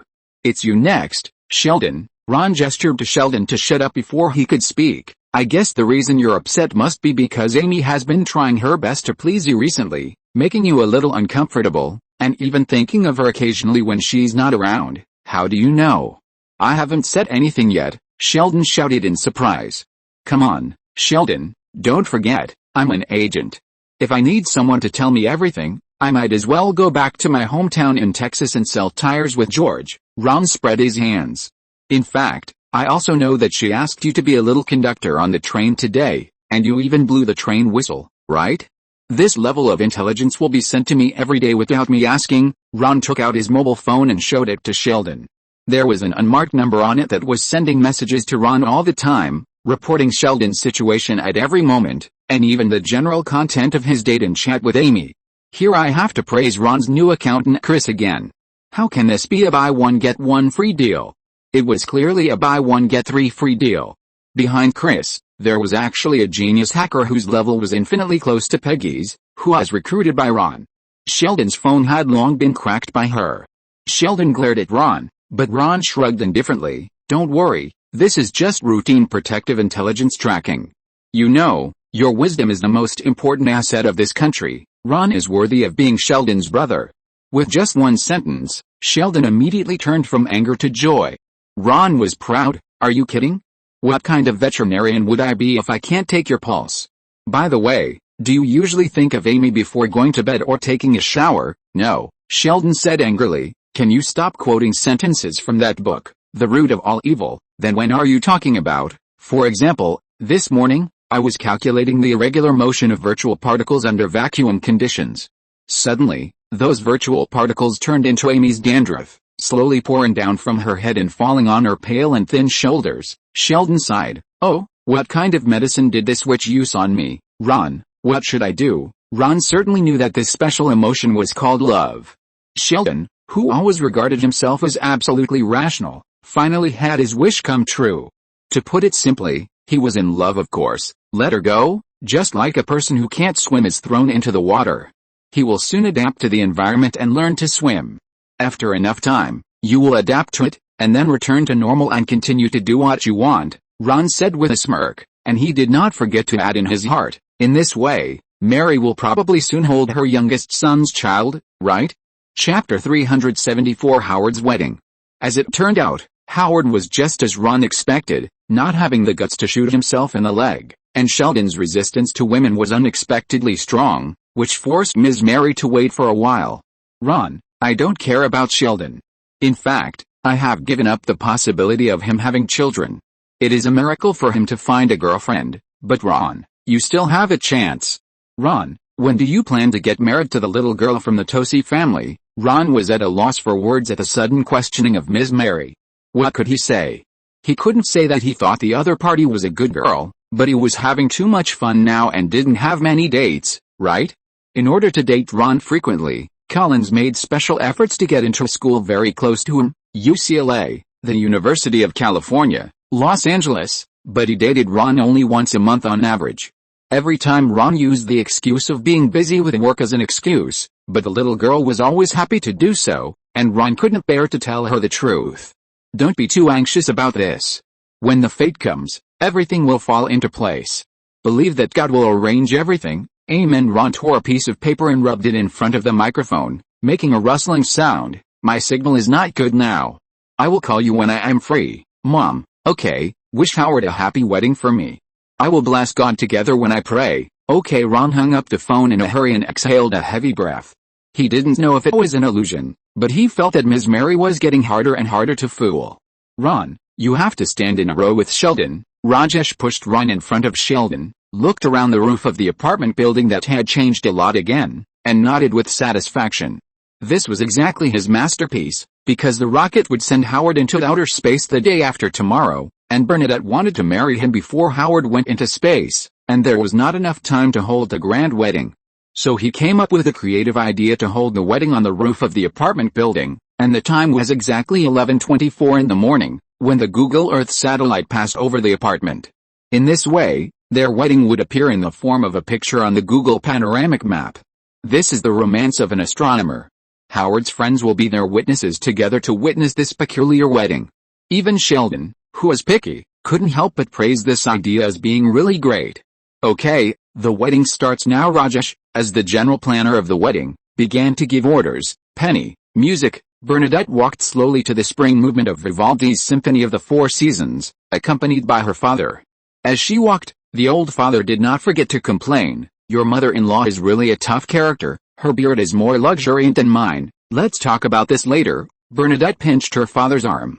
Bernadette's father rolled his eyes and handed her hand to Howard. Go ahead, young man. What do you mean by go ahead? I'm not a football. Bernadette glared at her father fiercely. The old father could only kiss Bernadette on the head, retreated and continued to complain. You talk as if this loser can catch a football. Ron's face turned red from trying to hold back his laughter. Among all the people present, apart from Bernadette's father, I'm afraid only Penny and I can catch a football, right? The other four scientists were all more useless than the other. But then again, in these four bodies, each more useless than the other, there was a power that could drive the entire human race to the next era. Although Ron would occasionally laugh at their useless bodies, he always had a deep respect for them in his heart. This was Ron's wedding speech to Howard. First of all, Ms. Mary from Texas asked me to say hello to you on her behalf and wish you a happy wedding. Ron took out his speech card, took a look at it, and put it back in his pocket. He felt that he no longer needed it. Howard, although you always envy my handsome looks and tall stature, well, forgive me for being a little narcissistic here. Ron smiled and looked directly into Howard's eyes. But what I want to tell you is that there are a lot of people like me everywhere, and I shouldn't be the one you envy. What you don't know is that people like you are actually the ones I envy. Many years later, maybe a more handsome or taller person will be born. By then, people will cheer for him and completely forget about Ron. But what people will never forget are those pioneers who relied on their intelligence and wisdom to cross one technological gap after another and bring human civilization from barbarism to a more comfortable future. Howard, Bernadette, you are such people. May your love give birth to better sparks of inspiration, whether this inspiration is a new life or some new technology. Thank you, pioneers. It has to be said that after the previous speeches praising love, Ron's speech suddenly elevated the significance of this wedding a lot. Of course, it also caused dissatisfaction among some discordant people. Hey, Sheldon complained dissatisfiedly, Ron, your speech is too much. I thought you should say these words when I won the Nobel Prize. Shut up. Ron glared at his brother fiercely. The pioneers I mentioned include you, and all of you except Penny. Everyone. Sheldon's eyes widened in surprise, as if he couldn't believe that Ron would compare him with the ordinary people around him. But Ron's eyes became sharper and sharper. Sheldon weighed Ron's fists and his own resistance and speed, and decisively shut up. Okay, it's my turn. Sheldon pouted and took out his speech card. Just as he was about to speak, Ron stabbed him with a knife-like look. No Klingon. Okay, I'll speak in English, but it's not my fault if the speech loses some flavor. Sheldon picked up the card and read, I have never understood why a person would spend his entire life looking for another human being to spend his life with. Sheldon's speech was as intriguing as his personality. Ron shook his head. It was unrealistic to expect Sheldon to suddenly come to his senses. Next, it was their turn to exchange rings and take wedding vows. Ron looked at the two people kissing in the middle of the heart-shaped curtain, and he couldn't help but feel envious. He was so scared that he quickly shook his head and took out his phone to send a message to Giselle. Want a date? Chapter 375 Visit to CIA. Boss, I really don't see why we need to visit such an inefficient garbage organization like the CIA. We can beat his entire department with a random group of people. Arthur lowered his voice and said to Ron in a sexy British accent. If Ron was an authentic American girl, she would definitely love his bright bald head. But unfortunately, Ron is not. There is a saying in China, there must be a teacher among three people. In the words of us Americans, even in the garbage recycling station, you can definitely find usable parts. Even the seemingly bad people have something worth learning from. Arthur, Ron said easily. Focus, Arthur, use your eyes that are good at discovering to observe everyone here. After Halloween, the most important day besides Howard's wedding is Christmas. Ron originally planned to go back to his hometown in Texas. He hadn't been back for a long time. But just as he was about to leave, a phone call forced him to attend this exchange activity with the CIA. The big boss gave the order himself, and Ron had to obey. However, based on the simple sentiment that if I go to hell, you must follow me, Ron did not forget to pit his subordinates. I don't understand, why me? Arthur followed Ron depressedly. Mr. and Mrs. Smith asked for leave from me a month in advance to go on vacation to Italy, and Frank and his group of old guys formed a senior travel group to go fishing at sea. In other words, except for you, everyone asked for leave from me in advance, so you should blame you for taking too long to ask for leave. Ron patted Arthur's shoulder and comforted him, then turned and smiled at the CIA receptionist who led the way. I'm sorry, please don't mind the bad attitude of my men. When he said garbage, he was not targeting you, but everyone sitting here is garbage. Please don't get me wrong. The CIA guy's mouth twitched, and he took 2 deep breaths before he could resist drawing his gun and killing the 2 guys in front of him. Okay, follow me, take this elevator down. Our agent command center has been hidden in the basement. Now our field agents carry special cameras and headphones with them, and can command the agent's actions in real time through the command center, even to the point of being accurate to every action. This has also reduced the mortality rate of our field agents by a large level. I think this is a technology that is very worth learning. Yes, for mediocre people, this method can indeed save their lives as much as possible, but if you want to protect them better, I give you a suggestion. That is, don't let these idiots go out to perform missions. Ron looked around the command center arrogantly. Don't commit suicide, you won't die, as long as they stay together in this rat's nest. Sorry, what did you just say the name of this place? Agent Command Center, the CIA guide agent blushed. Yes, Agent Command Center. Ron pointed to the female agents who gathered together to chat. I don't remember any agency that can hold a birthday party in the office during working hours like you do here. The guide followed the direction of Ron's finger and saw several middle-aged men and women gathered together. There was a piece of cake that had been cut on the middle of them, which made him feel ashamed. What are you doing? It's working hours now, go back to your workstations. The guide angrily dispersed the crowd and frowned at the woman who was spitting cake on the plate. What are you doing? Ugh, there's rat shit on this cake, the female agent said, dying. Ron couldn't hold back his laughter any longer. What did he say just now? As soon as he said the rat's nest, rat shit immediately came out to testify for him. It seems that the exchange activities with the CIA are not as boring as he expected. At least, it is quite interesting to see these CIA people make a fool of themselves. I'm sorry to let you see such an unbearable scene, the guide scolded him and came to Ron again. Today is just a special case. We CIA have always been committed to defending world peace. You can never imagine what kind of efforts we have made under the peace you are accustomed to. The guide hurriedly tried to make up for it. Ron thought to himself, if you don't work hard, the world may be more peaceful. Of course, he would never say such words to your face. For example, right now, we are solving a small nuclear bomb tracking task through remote information support technology. Follow me, the guide led Ron and the others behind a fat woman wearing headphones. In front of her, under the first-person perspective lens like a game, countless handsome men and beautiful women gathered in a luxurious banquet hall. Baccarat crystal cup, it's so exquisite. The agent held the cup and looked at it with appreciation, and suddenly threw it to the side. The cup exploded at the feet of a lady, immediately attracting the attention of everyone around him. At this time, he walked into a small door, turned around a few times, and walked into the huge underground space of the banquet hall. "This is our best agent, Bradley Fine, what do you think?" Seeing the performance of the agent on the screen, the guide finally felt proud and introduced the two guests solemnly. It's a very old-fashioned method to make a feint to the east and attack in the west, but it is very effective. But if this is the level of the best agent in your department, then I finally understand why Hobbs is so good now. Ron laughed sarcastically. "It turns out that you are the foil, you." The guide glared at Ron, but was glared back by Arthur. However, the dispute here did not interfere with the work of the female commander. She continued to direct the agents to bypass several patrols and soon came behind the target person. "Tahammer, put your hands up." The agent pointed his gun at the old man who was on the phone.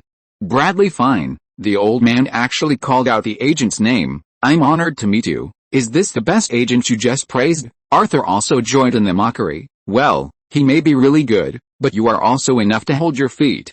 The agent who is carrying out a mission is called out by the target person at a glance. "Do you know what this means?" The guide shook his head in embarrassment. "It means that your place has been infiltrated like a sieve, idiot." Arthur cursed unceremoniously.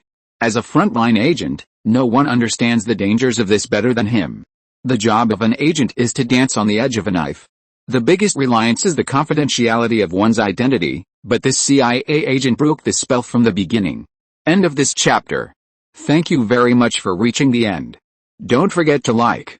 Looking for more exclusive content and immediate access? Subscribe to our Patreon. Remember, every like, subscription, or donation encourages us to continue. Thanks to everyone. See you in the next video.